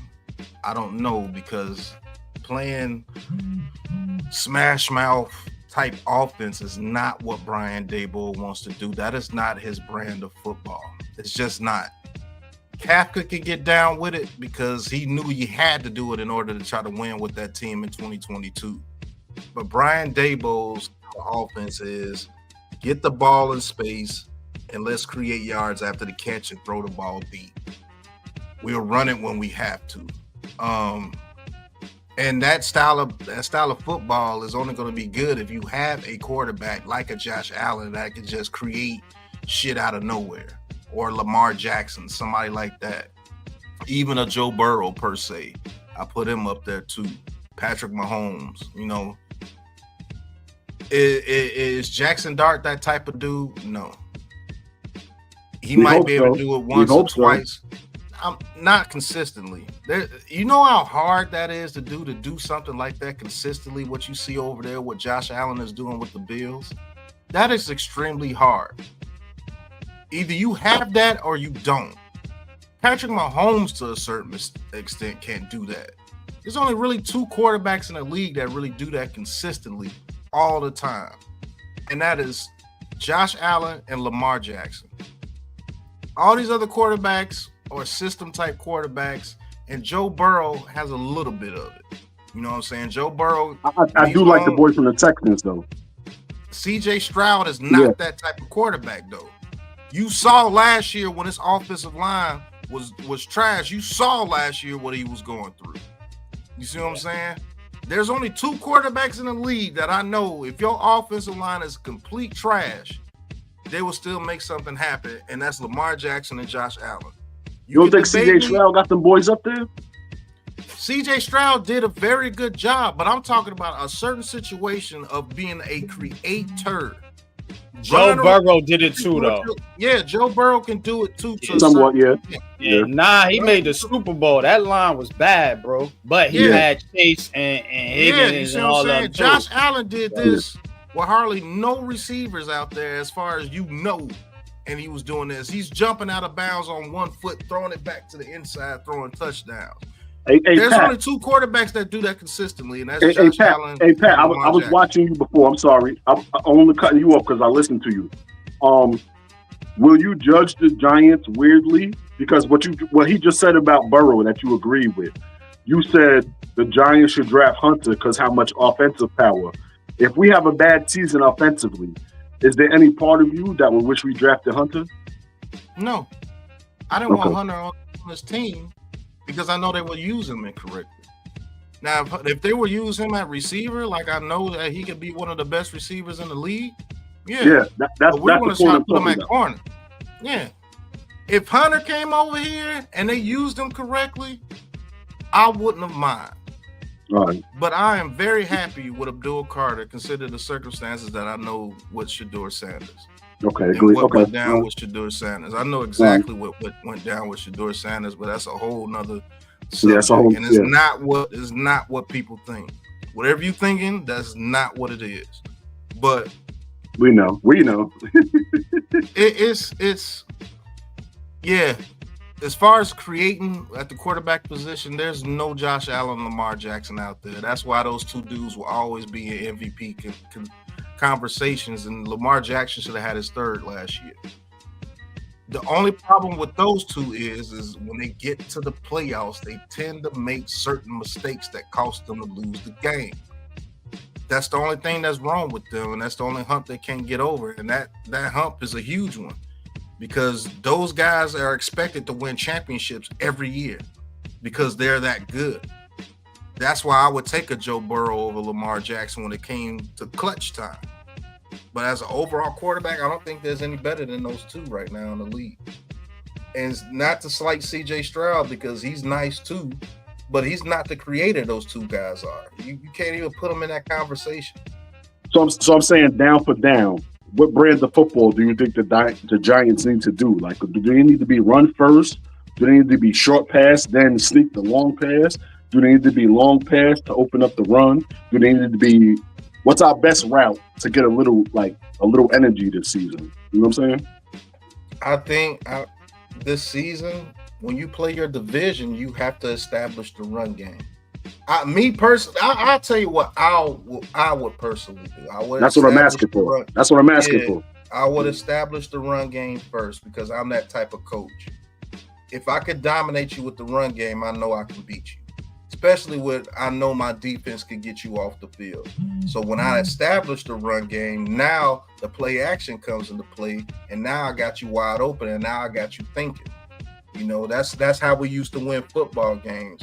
Now, if you face the team, so wait, you don't got no problem with you don't got no problem with winning 13-10, right?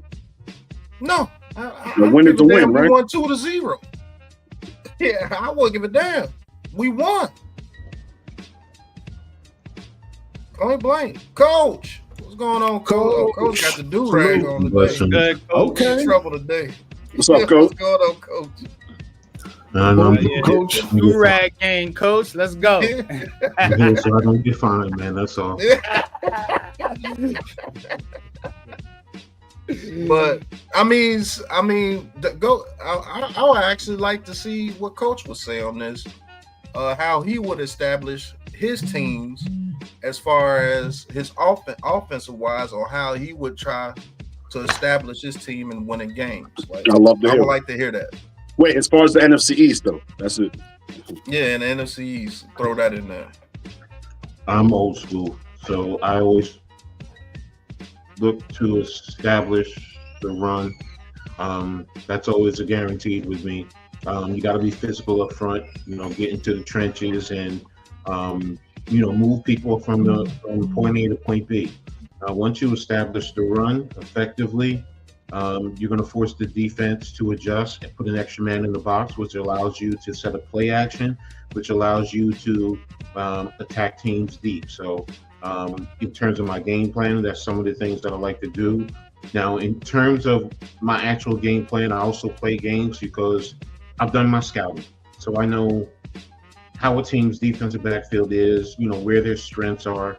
I also see that, right off the bat, can I take a shot right downfield within the first 2 plays? This way I'm telling the defense I'm coming downfield. So I'm forcing you to say, okay, well, we got to keep 2 back, which then allows me to go to my run game and, be physical in the run game. Because the run game to me is a mindset. It's about being physical because having played offensive line, having played defensive line, when you get in them trenches, you got guys punching, scratching, pushing, every nasty thing in conventional life that if you're out on the streets, you ain't gonna want somebody to do. And they're trying to take you from where you are and from your responsibilities and move you out of the way so the ball carrier can run right past you.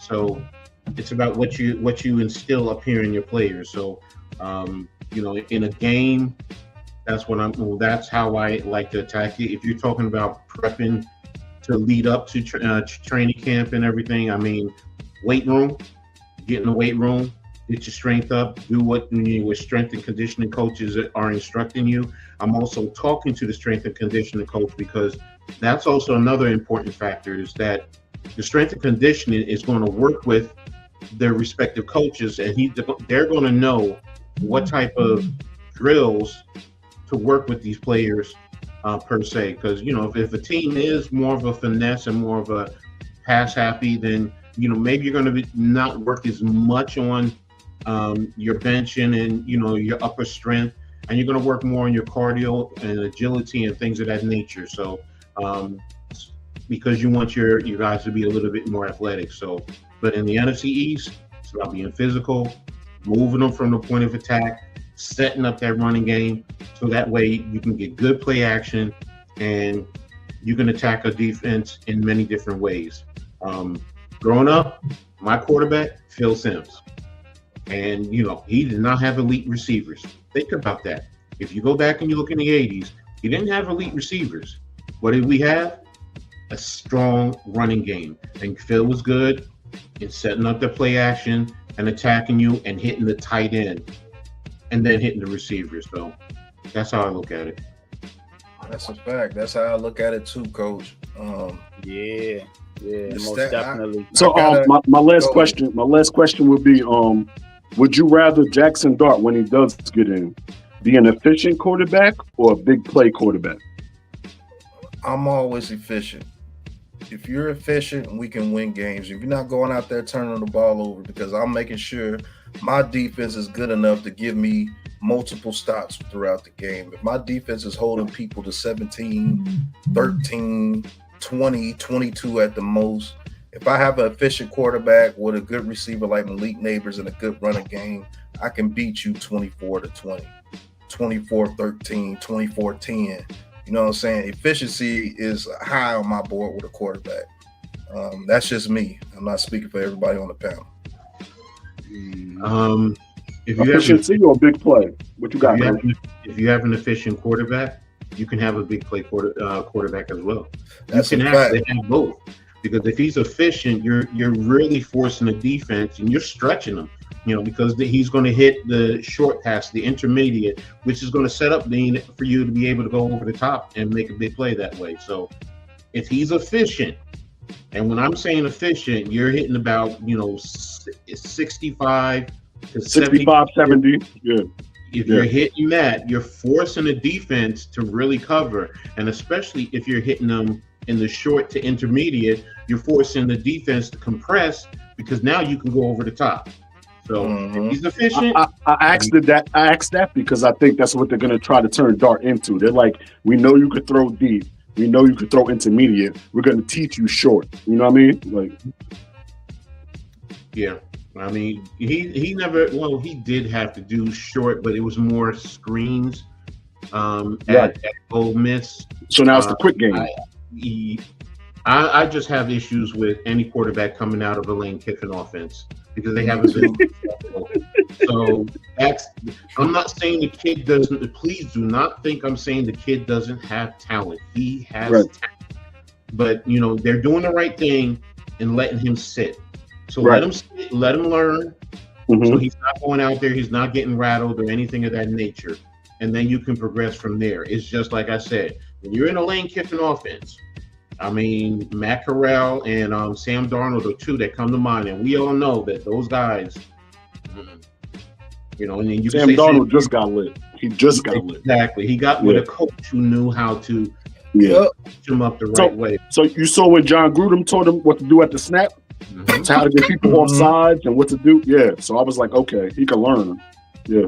Exactly. So what about you, NYG? Yeah. I think Jackson Dart, to be honest with you, and people ain't gonna like me saying this, but I think you gotta run what they ran or some version of what they ran in 2022 with Daniel Jones in order to get the most out of Jackson Dart, because you're gonna want to incorporate a lot of RPO, which is what Brian Daboll wants to do anyway. RPO, you start getting that defense to come up a little bit with the run game. That's why I think the Giants are going to be a run team, and they need to be a run team. You got that type of quarterback. If you really want to play with these boys in the NFC East, think about the types of quarterbacks Jaden Daniels and Jalen Hurts is. You know what I'm saying? RPO quarterbacks. So Jaden Daniels is more of a passer. Jalen Hurts more of a runner. Maybe you can get the mix between the two. Somebody who can pass, run, do a little bit of both. I think that in itself is how they need to play. Don't put this complex passing scheme on this kid. Let him do what he do. RPO, boom. You take some deep shots now. You got neighbors. Hopefully your offensive line can hold up. I think that is the formula for the New York Giants to win. And it's what fits this division. It's how you're going to win in this division. Can Jackson Dart do that? Yes, I can. I think he can do that. But he has to be developed. This is very, very key.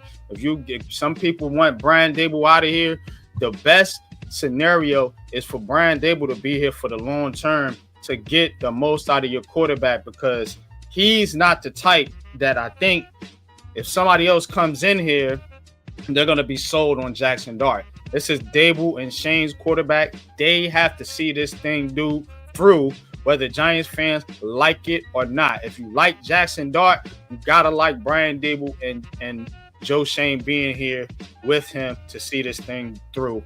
But I think you do need to play that run RPO style, and I think Jackson Dart can do that. They gotta develop it though, bro. They got to show something on this coaching staff. And I think if you just let Mike Kafka be the offensive coordinator.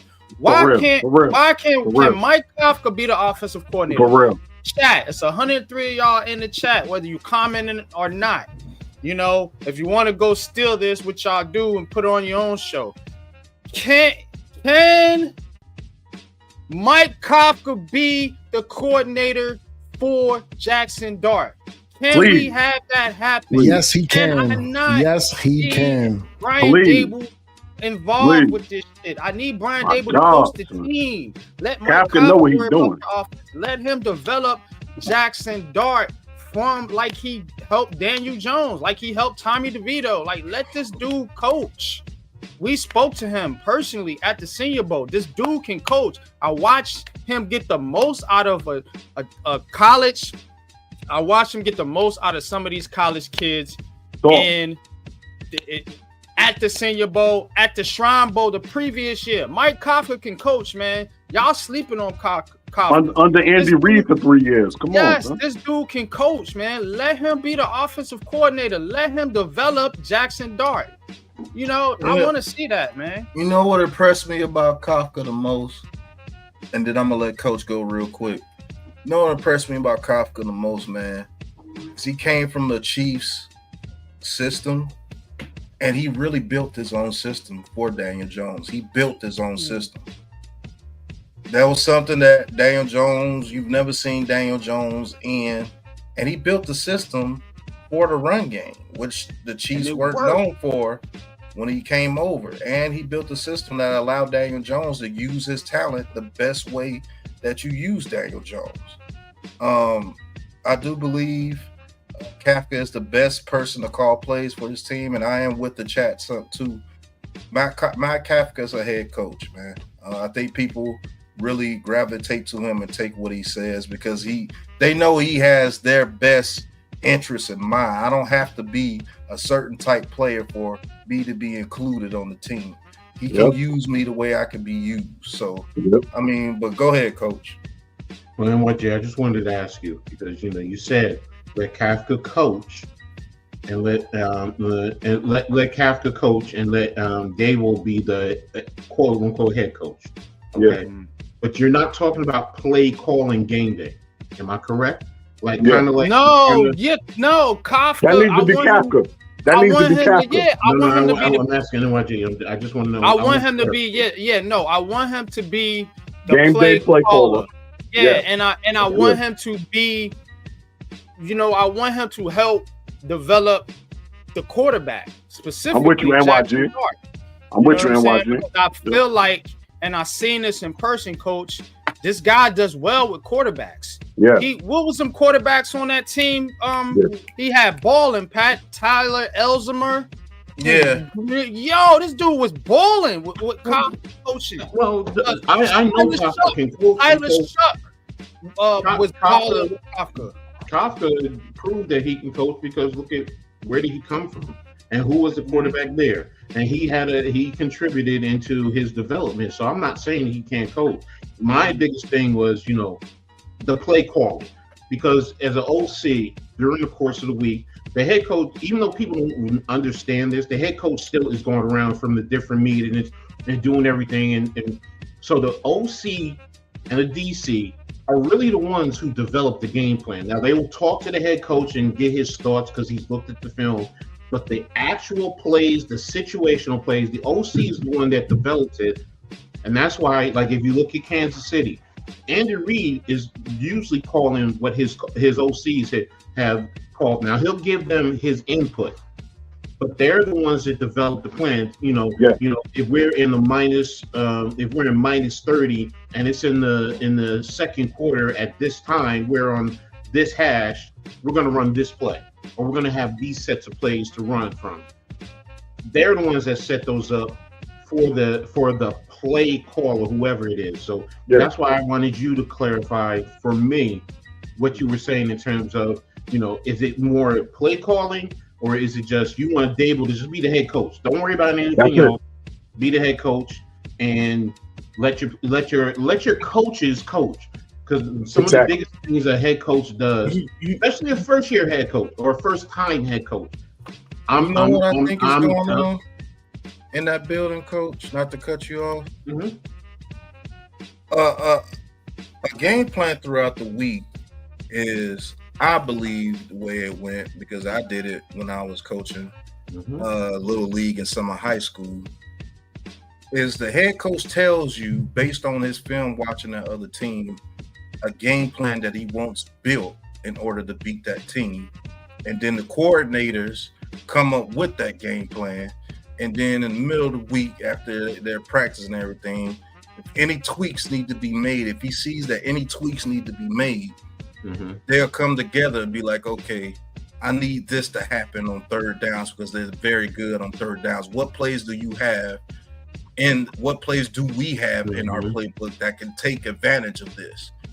Okay, let's add that to the game plan this week and let's practice that on Thursday, the little nuances that we have getting ready. And then Friday, I believe, is the walkthrough, or Saturday is the walkthrough. And I think that's the way it should be. But me personally, I just think it's really Dabo. I don't think Kafka has anything to do as far as forming the offensive game plan when it comes to the plays and everything. I'm gonna be really honest with you. These past 2 years, you can't convince me that Kafka had anything to do with the game plan going into these games the last 2 years. You can't convince me of that. So you're saying Daboll should let when it's his time, let Jackson Dart just Patrick Mahomes with Kafka? You say what? When it's time, when it's Dart's time, you should just let Kafka and Dart, Patrick Mahomes and Reed.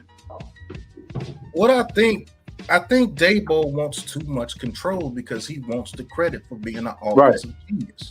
So that's why I said Kafka and Dart should be Patrick Mahomes and Reed, like when they call plays, like in here.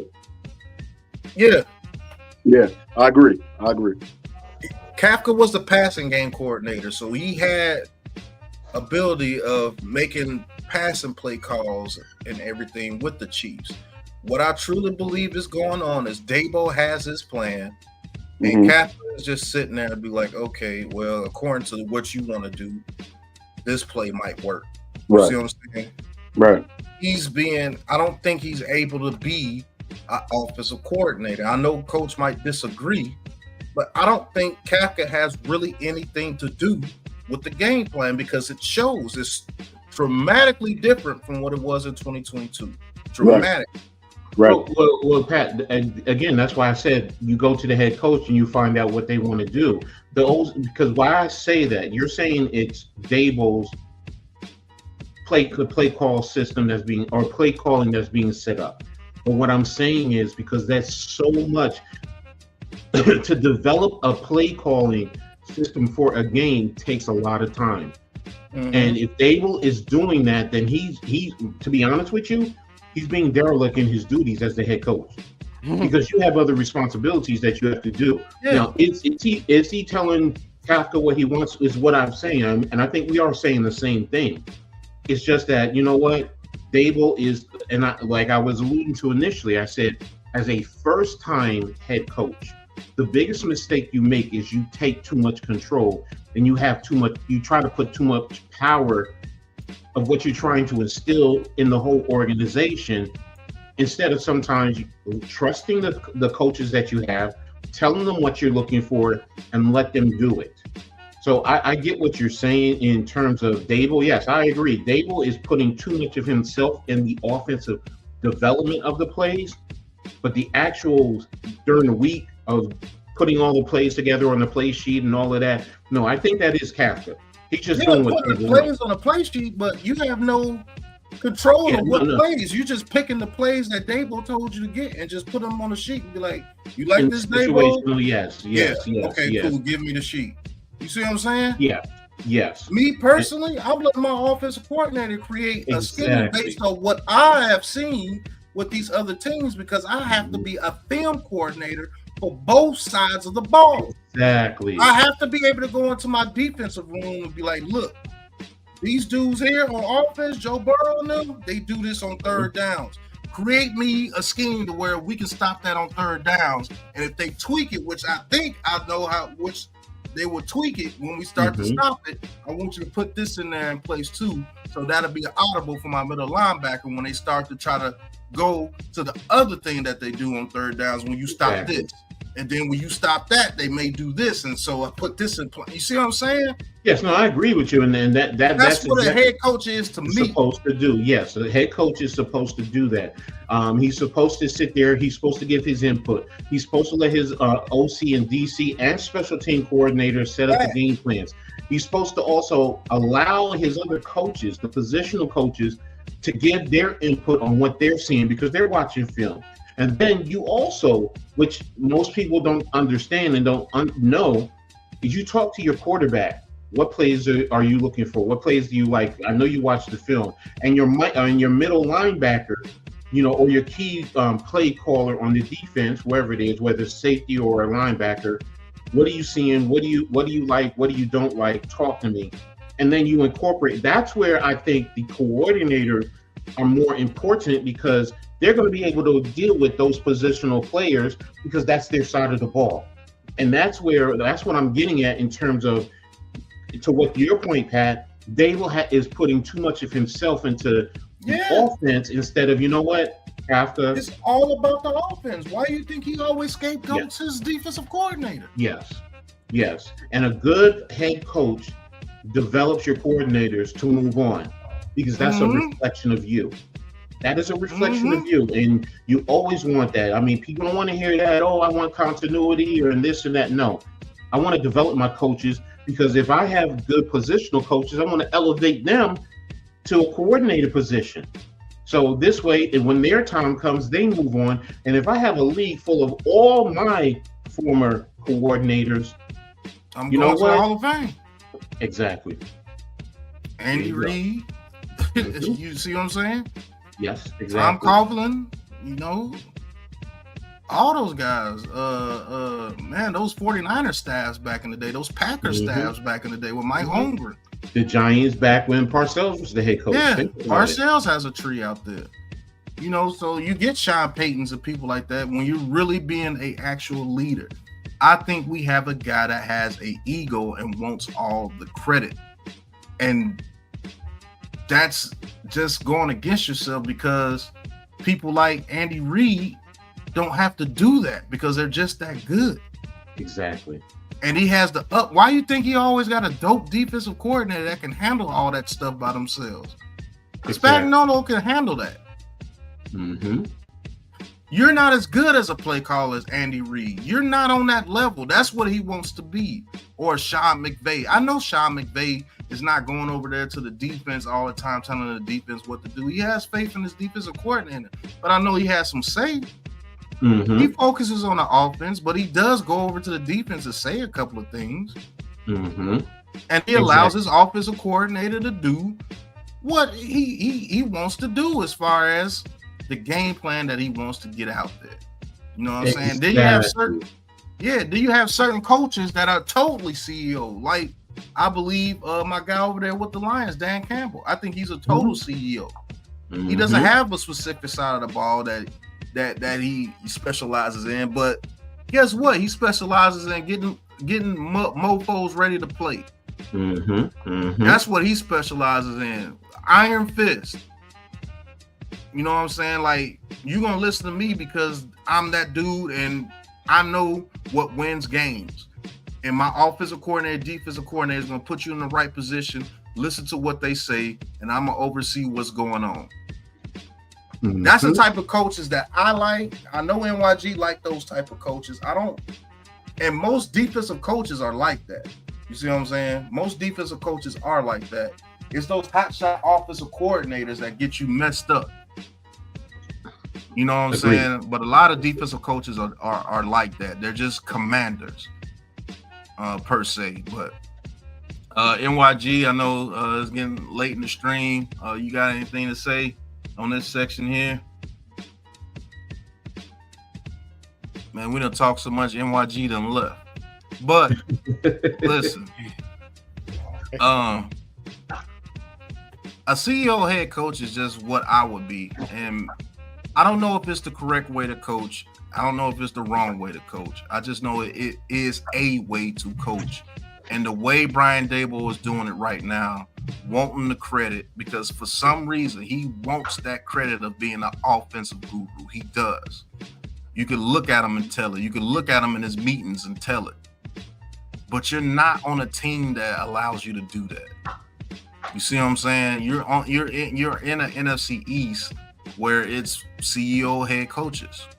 Dan Quinn, even a goofy dude over there with the Eagles. You know what I'm saying? Dallas Cowboys.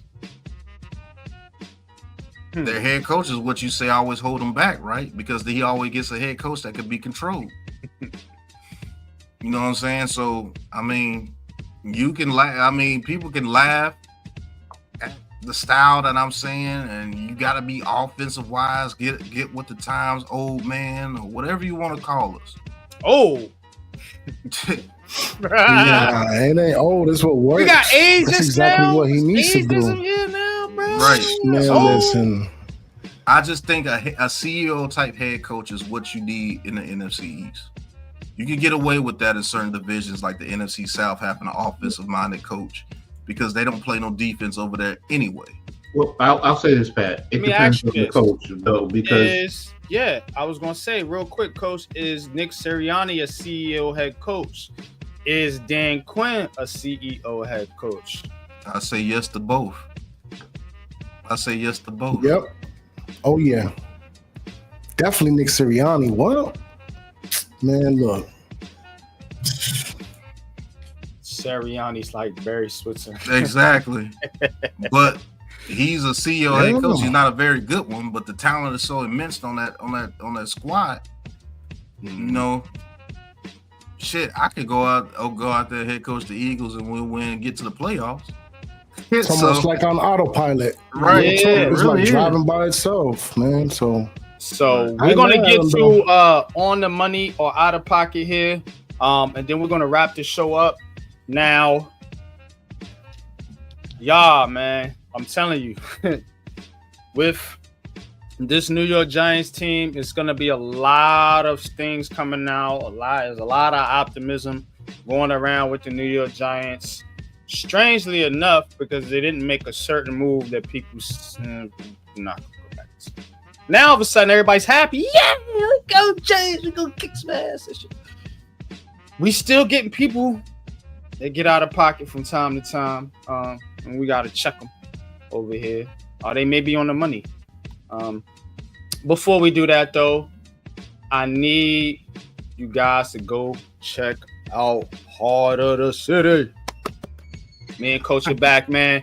Dope show Wednesday. Got another one coming up. You don't want to miss. Knicks fans, Net fans, Jets fans, any Et fans, show up. Any college fans, show up. WNBA fans, show up. Because we're cooking over there. Heart of the City, Wednesday nights. Tune in.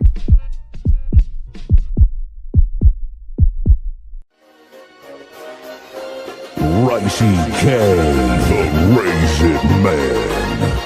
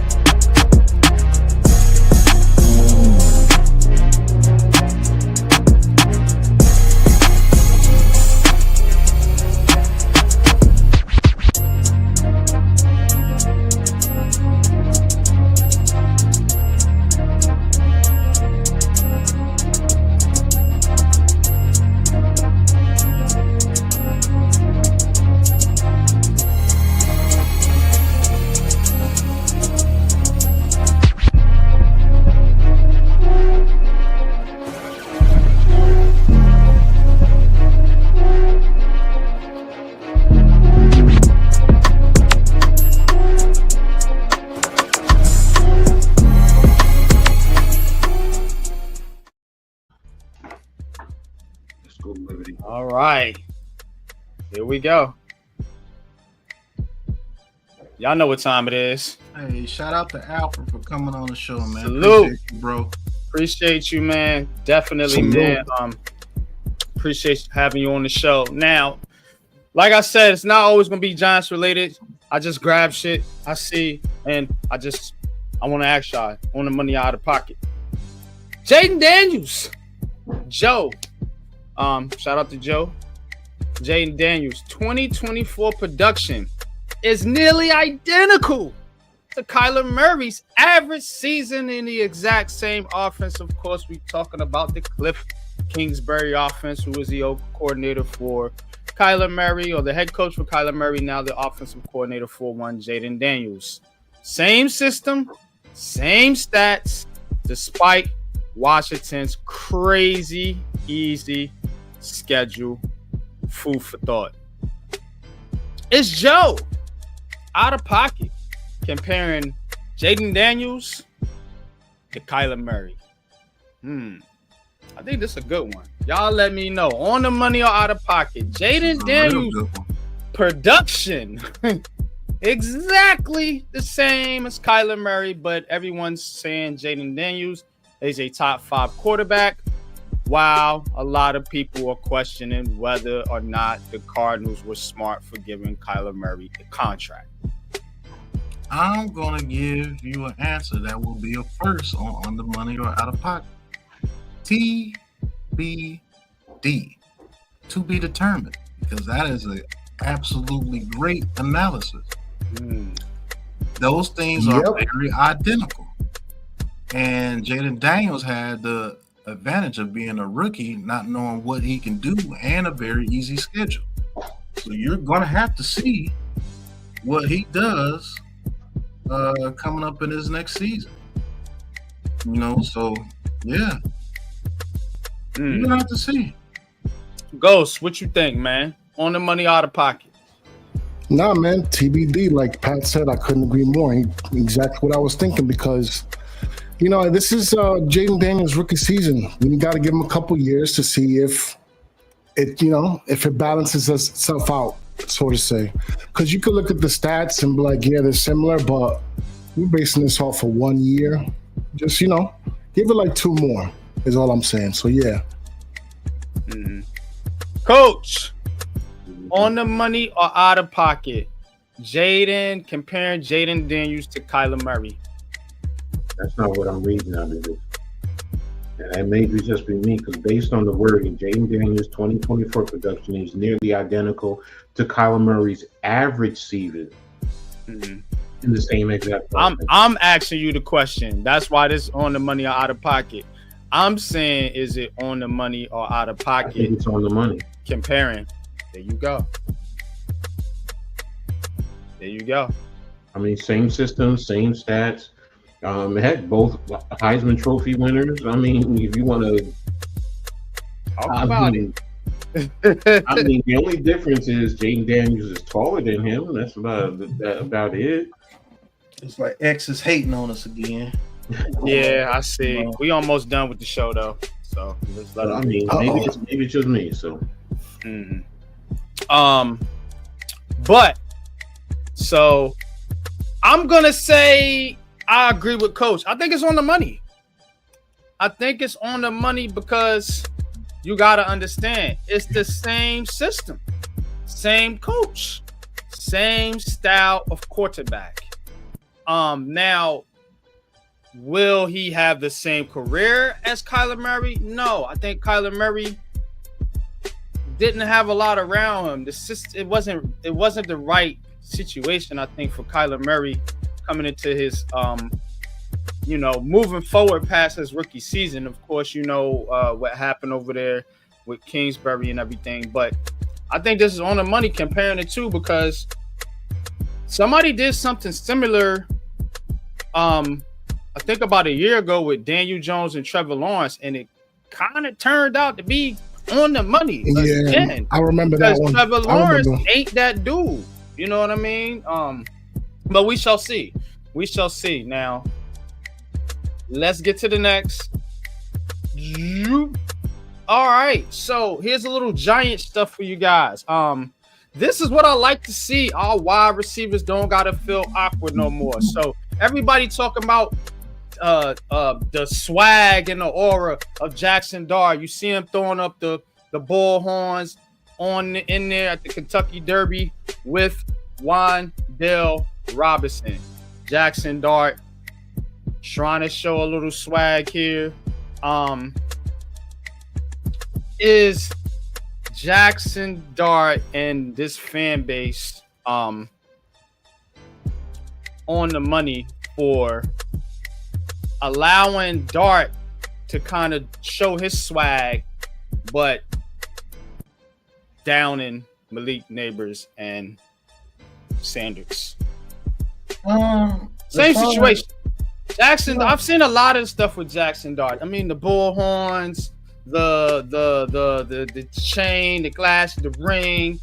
You know, he has aura. The receivers don't have to feel awkward. The receivers don't have to be, don't have to be in a shell no more. Is this on the money or is it out of pocket for what I'm saying is for this to be okay with Jackson Dart. A lot of people are celebrating this type of things when they negatively put it in the media when other people do this. Strangely enough. I'm gonna say this: just out of pocket, not on the kids though, not on Jackson. No, I mean I'm talking about the fans. That's why I worded it. I said the fans. Yeah, that's what I'm getting to.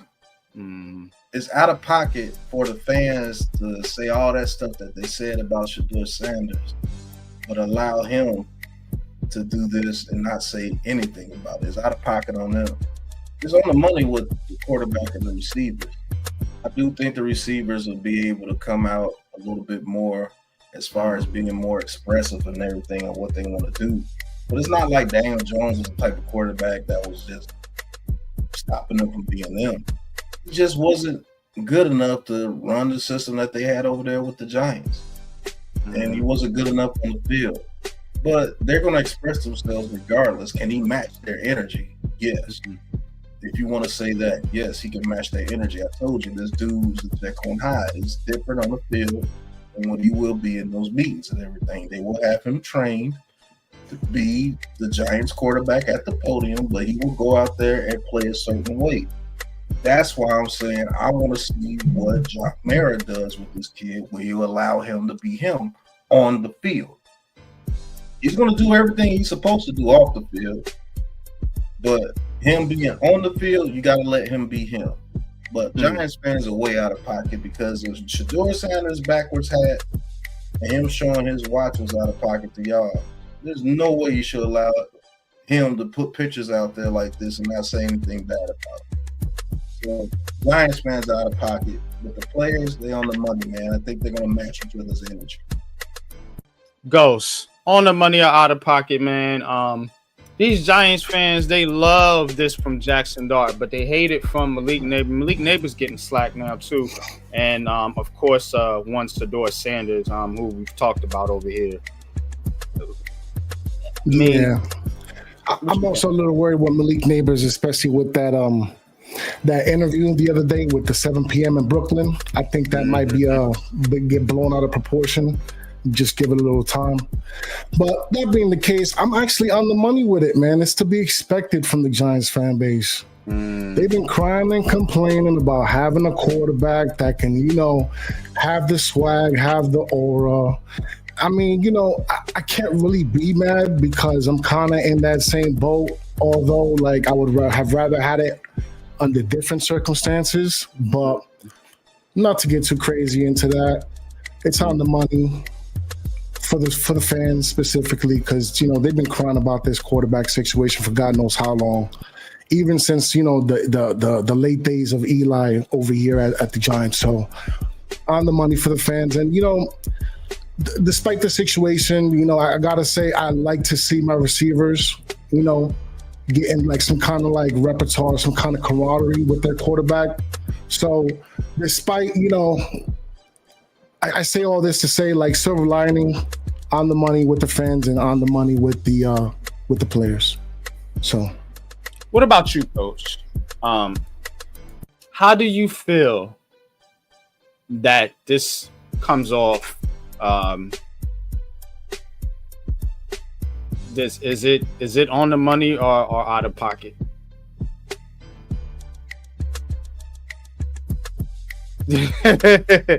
On the money. You muted. Sorry. In terms of the vitriol comments towards Shedeur, I mean, they're all young kids.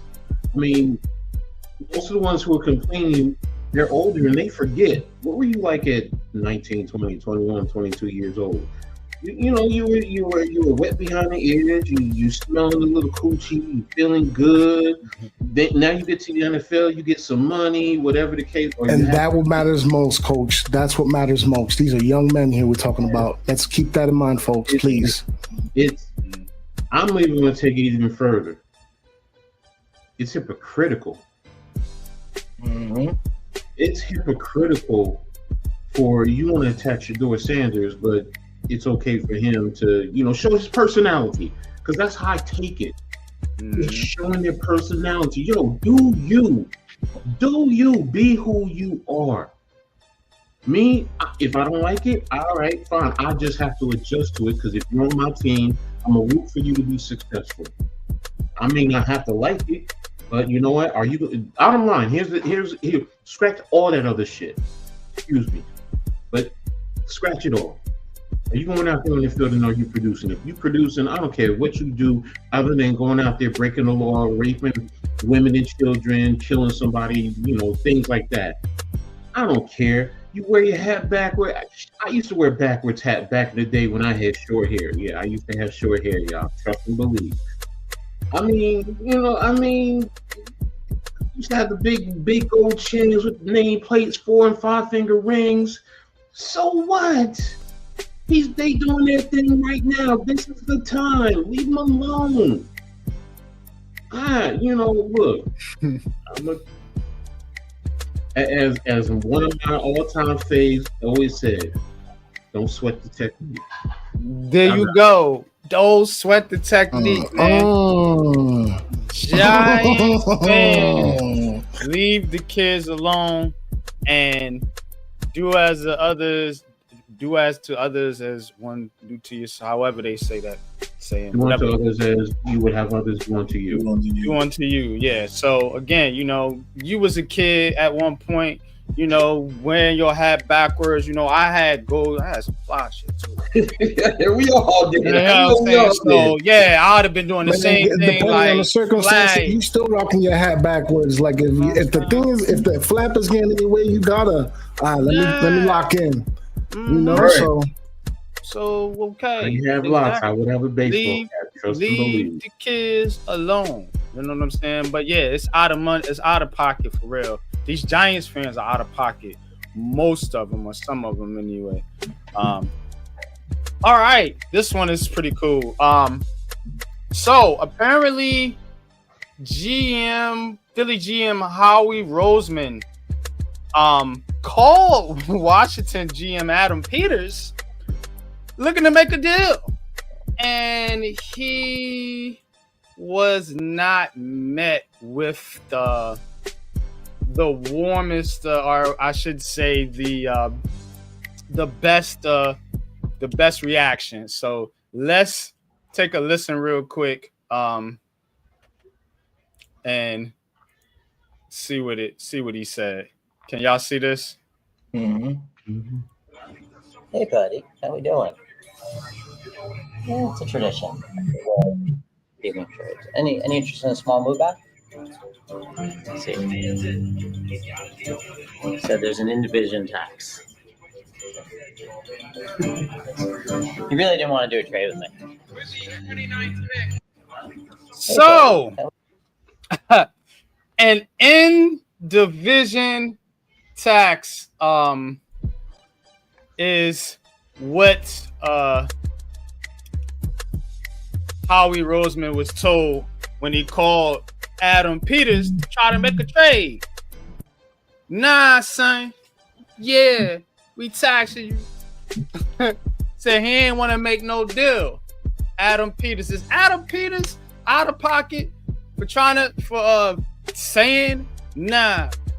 It's an in-division tax on a trade, even though it's your division rival, or is Howie Roseman out of pocket for even trying to trade in the division? And I hate the Eagles for doing that. Y'all always do. Y'all some scumbags. Never trade with the Giants, but you always want to make deals with the Redskins, the Commanders, and the Cowboys to try to screw us. So yeah, Howie Roseman, this what you get. Goofies. Shout out to Adam Peters. I think it's on the money, but y'all tell me. Adam Peters is definitely on the money, and it's about damn time. For some reason, Howie Roseman gets the most greatest trades possible and everything. It's time for Adam Peters. I mean, not Adam Peters, but Howie Roseman to start going through some of the other things these other GMs go through. Like, he's had it easy peasy for like the past 7 years. And I'm glad Adam Peters told no, there's an in-division tax. Yeah, I'll accept the trade. Pay for it. if you and the Chargers have the same thing on the board, I'm always going to go with the Chargers. You're going to have to give me more to get the player that you want because we're in the same division. Why the hell would you trade within your division? I've never understood that. Why would I give you the pieces to make yourself better to whoop my ass? And I got to see you twice a year, sometimes 3 times a year. Make it make sense. It's about time somebody did this to Howie Roseman. And shout out to Howie Roseman because he's been doing a very good job for what he's been still trying. Yeah. So let's start making these dudes earn a little bit of their weight because if you continue to let him do this, he's going to continue to whoop your ass. That's just a fact, man. Own the money. This is one of the best own the monies here. Own the money. Thank you, Adam Peters, because if I was on that phone, it would have been a whole different, man, you get the fuck off my phone. I'm fucking talking to you, Howie. But he ain't gonna have to be that way, Howie. I'll come to Philly. You're playing with me. Get off my phone, man. You giving up 3 first round picks? Maybe we can talk if you giving up 3 first round picks. Get your bitch ass out of here, man. That's a fact. About somebody stood up to his goofy ass. But yeah, man, I'm the money for Peters and specifically out of pocket for Howie Roseman, man. Like, sit your goofy ass down. Right. Enough's enough. It's about damn time somebody puts you in your place. And I say that respectfully because I'm not a hater, but I am a hater. You understand what I'm saying? I'm a hater. I hate them guys. I'm not a hater. I hate them dudes. Team. I don't hate the players, the organization. I hate them. I hate the city. But we ain't even gonna get into all that.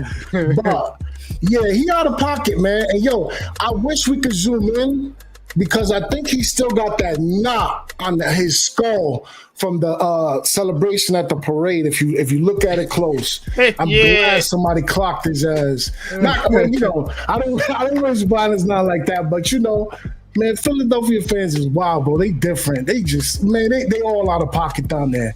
But yeah, man, for sure. Way out of pocket. Crazy. Way out of pocket. Yeah, you got it. Man, what these Eagles doing, bro? They on the money out of pocket.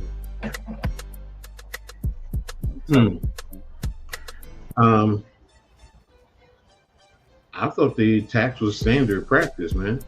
I mean, I thought that was going all the way back to the 70s. I mean, if you're asking me, you know, is it out of pocket to? I don't know. To me, it's standard practice. I mean, you know, if you trade in division, you're gonna pay more. That's all sports. It's all sports. Yeah, I know. I'm alluding to you, NYG. I'm alluding to you, so you know what I'm talking about. So, you know, the tax is real. I mean, come on. I mean, it's the cost of doing business, right? That's just what it is. You gotta pay to play. You gotta pay to play. Now you remember. You gotta look me out first. If you go remember, you go in the corner and you talk to the little shorty. You know she don't want you. You gonna pay, like you said, as Go said, you gotta pay to play, baby. Yeah, come on now. You gotta give it the Birdman hands, the hand rub, like. Remember these scumbags traded in the division with Dallas. Yeah.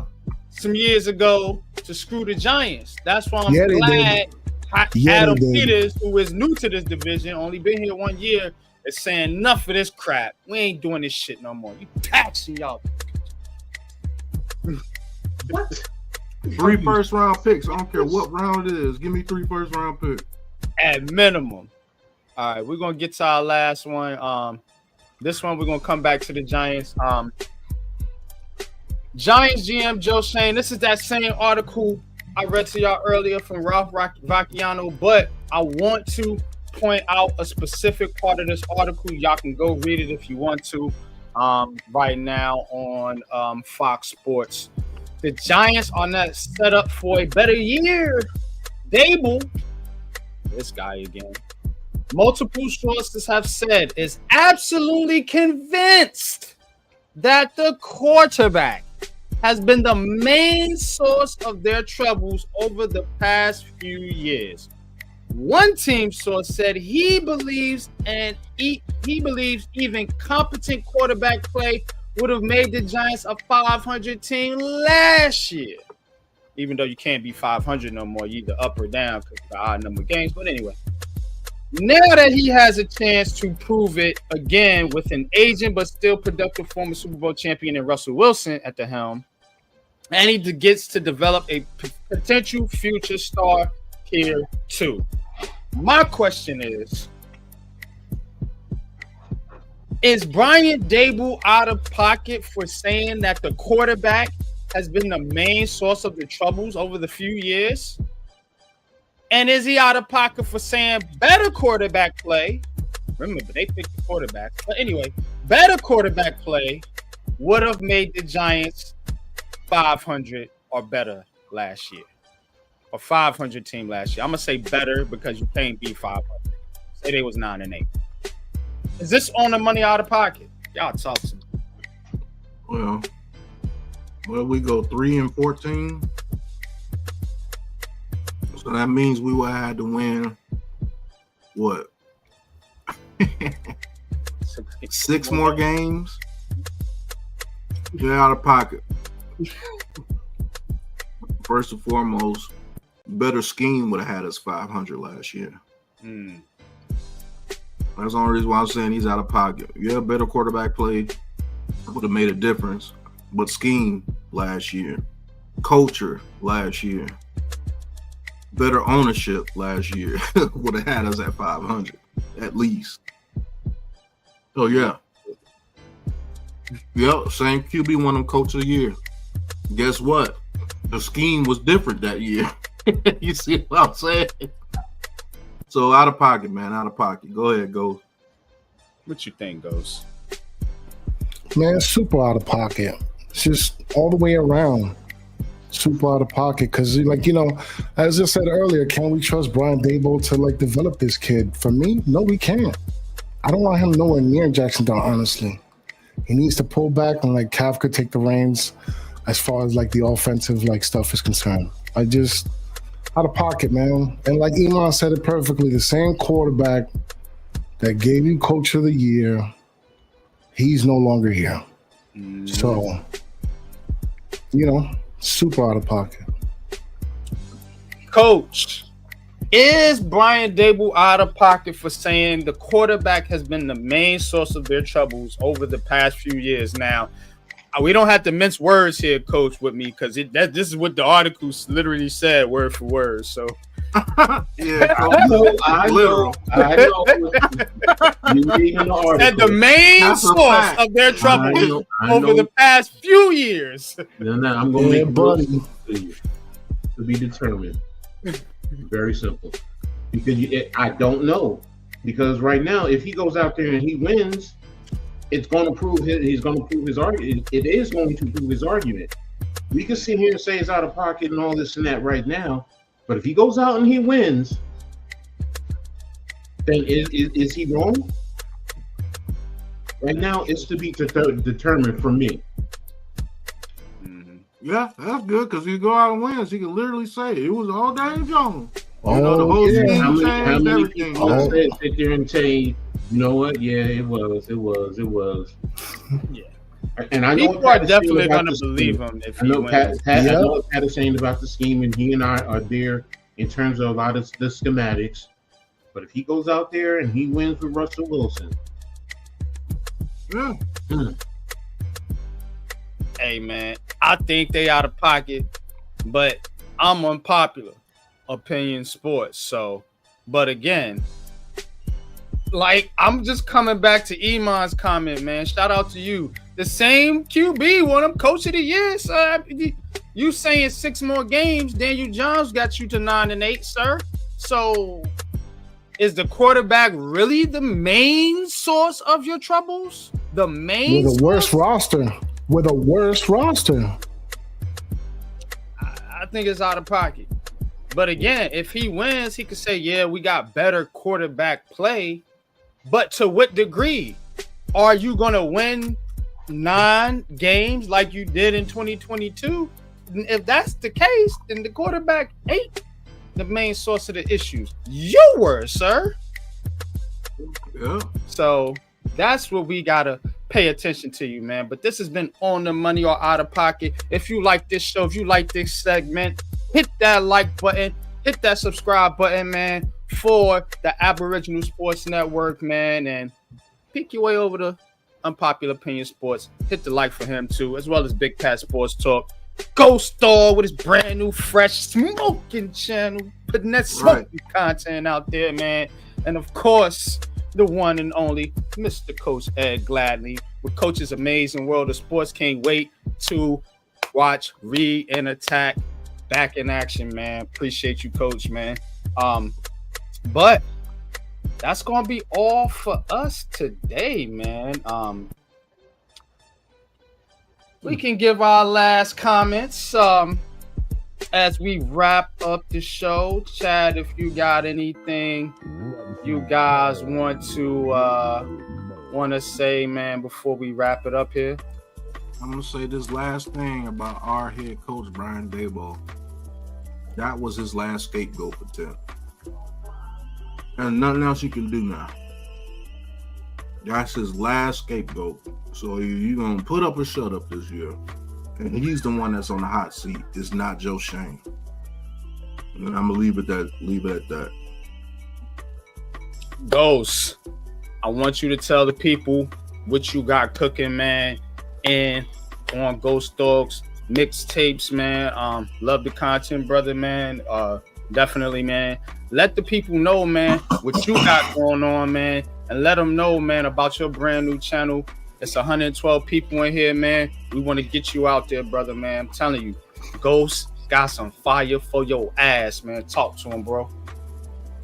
Yeah, no, I appreciate it, NYG. You already know, man. Ghost Dogs Big Talk. That's Ghost with a 0. That's my main channel. You can go over there and check out my mixtape highlights, as I like to call them.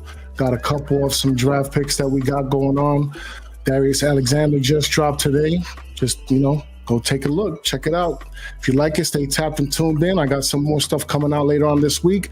Some personal commentary. I actually dropped a video today as well with some Keenan Allen commentary. Go check it out. Give it a like and subscribe. If you like it. Real simple mathematics, man. I'm on the road to 100 right now, so let's see, man. Thank you very much, and I appreciate it. And thanks again, NYG, Big Pat, Coach. You already know. Salute. Yeah, man. Thank you, brother. For just listening and learning, man, and being you, bro. I definitely appreciate you. Always, man. And real quick, man, like the brother said earlier, man, like, your brothers do a lot, man. Like I said, like the one time, y'all inspired somebody to do something different, something for themselves. And I appreciate that, man, for real. And I can only see up at this point. So salute again, man. Thank you. For sure, man. You already know. Coach, man, talk to him, man. What you got coming up, man? I know you got Read and Attack coming up, man. Give him a little preview, man. Tell him what you got planned. Oh man, I forget half the stuff I got going on. I got Coach, you ain't that old. Come on now. I'm almost 60, bro. Stop it. I'm old. And I'm fine with it. I'm like fine wine, man. All right? I ain't no shame in my age, so. Ain't that the truth? I hear that. Okay, Read and Attack tomorrow. I got full court press on Tuesday with Man Cave and hopefully leave. And I'm sorry, WNBA, you stealing our idea, but all right, that's fine. Heart of the City on WNBA has a full court press show too. So Heart of the City on Wednesday, Thursday, Pick and Roll podcast. And then Saturday, the halftime coaching adjustment show. Just did the other one, the first one back yesterday was a great show. So trying to do more things, continue to get back out there. I'm working on being more consistent for you guys that have consistently supported me. I thank you. I appreciate everyone. So Mr. Mara, we gonna get some damn cheerleaders, man. Right. Something. Come on, everybody else got it. You got some bad ones out there in New York. Yes, man. But real talk, seriously, man. New York Giants. I need another one, man. All right, we number 5, so we can shut them that damn disgusting team from down south that needs to be blown up and kicked out of the league. Yeah, I'm back on it, man. Can't stand that damn team. Y'all can talk about Philly all you want. I can't stand that damn team, man. I wish I could. I hate them both. I wish I could just go to that stadium and just unzip and whip. That's all I'm gonna say. So I hate them. But my brother, who's a Cowboy fan, but I hate that team. So, but yeah, that's all I got, man. So yeah, man, definitely appreciate you, Coach, man. But sorry. Nah, you good. Aboriginal Sports Network, man. Shout out to the network. We are on our way to 500. Help us get there. Subscribe to the channel. Support the channel. Share the videos out. Like the videos. If you like them, like, share, do all that good stuff. One more note. If you are interested in becoming a content creator, please hit us up. Hit me up. Hit Pat up. Hit Coach. Hit Ghost. Hit somebody from the network up so we can get you in class and get you set up on how to do this content, man. Appreciate you, man. Coach. Journalists also. Don't forget journalists. Journalists also. If you are a writer, if you write articles or you're interested in writing articles, man, hit us up. Hit Coach up specifically. That is his department. He is our senior journalist, so definitely hit Coach up on Twitter or send him a message on YouTube if you can. Same thing with me. My Twitter link is in the link of the description of this video, as is the Aboriginal Sports Network link. So you know how to find us. Again, if you are interested in becoming a content creator or a writer for the Aboriginal Sports Network, or if you just want to start your own channel, or if you want to start your own blog, please hit us up, man. We would like to help you get there. You know, we got a dope class. We got dope people that know what they're doing. So definitely hit us up, man. If you are first graduate on here, I think. Yes. I don't want to spoil it though, because I want to give them a whole thing. You know what I'm saying? So we got one more to go, Ghost, man. But you there, bro. You already know what it is, man. Definitely appreciate y'all, man. And until next time, man, you know, we're gonna get out of here. But tune in next week for another edition of New York Giants Conversation. Next week, we are going to do the defense. We're going to go position by position for better or for worse. Look at this new Giants defense. Ooh, I know y'all hyped about that. So better stay tuned. Next week, we're going to get there and we're going to give it to y'all. Y'all already know how it is, man. Unfiltered and unpopular. Let's go. Till next time. See y'all later. Deuces.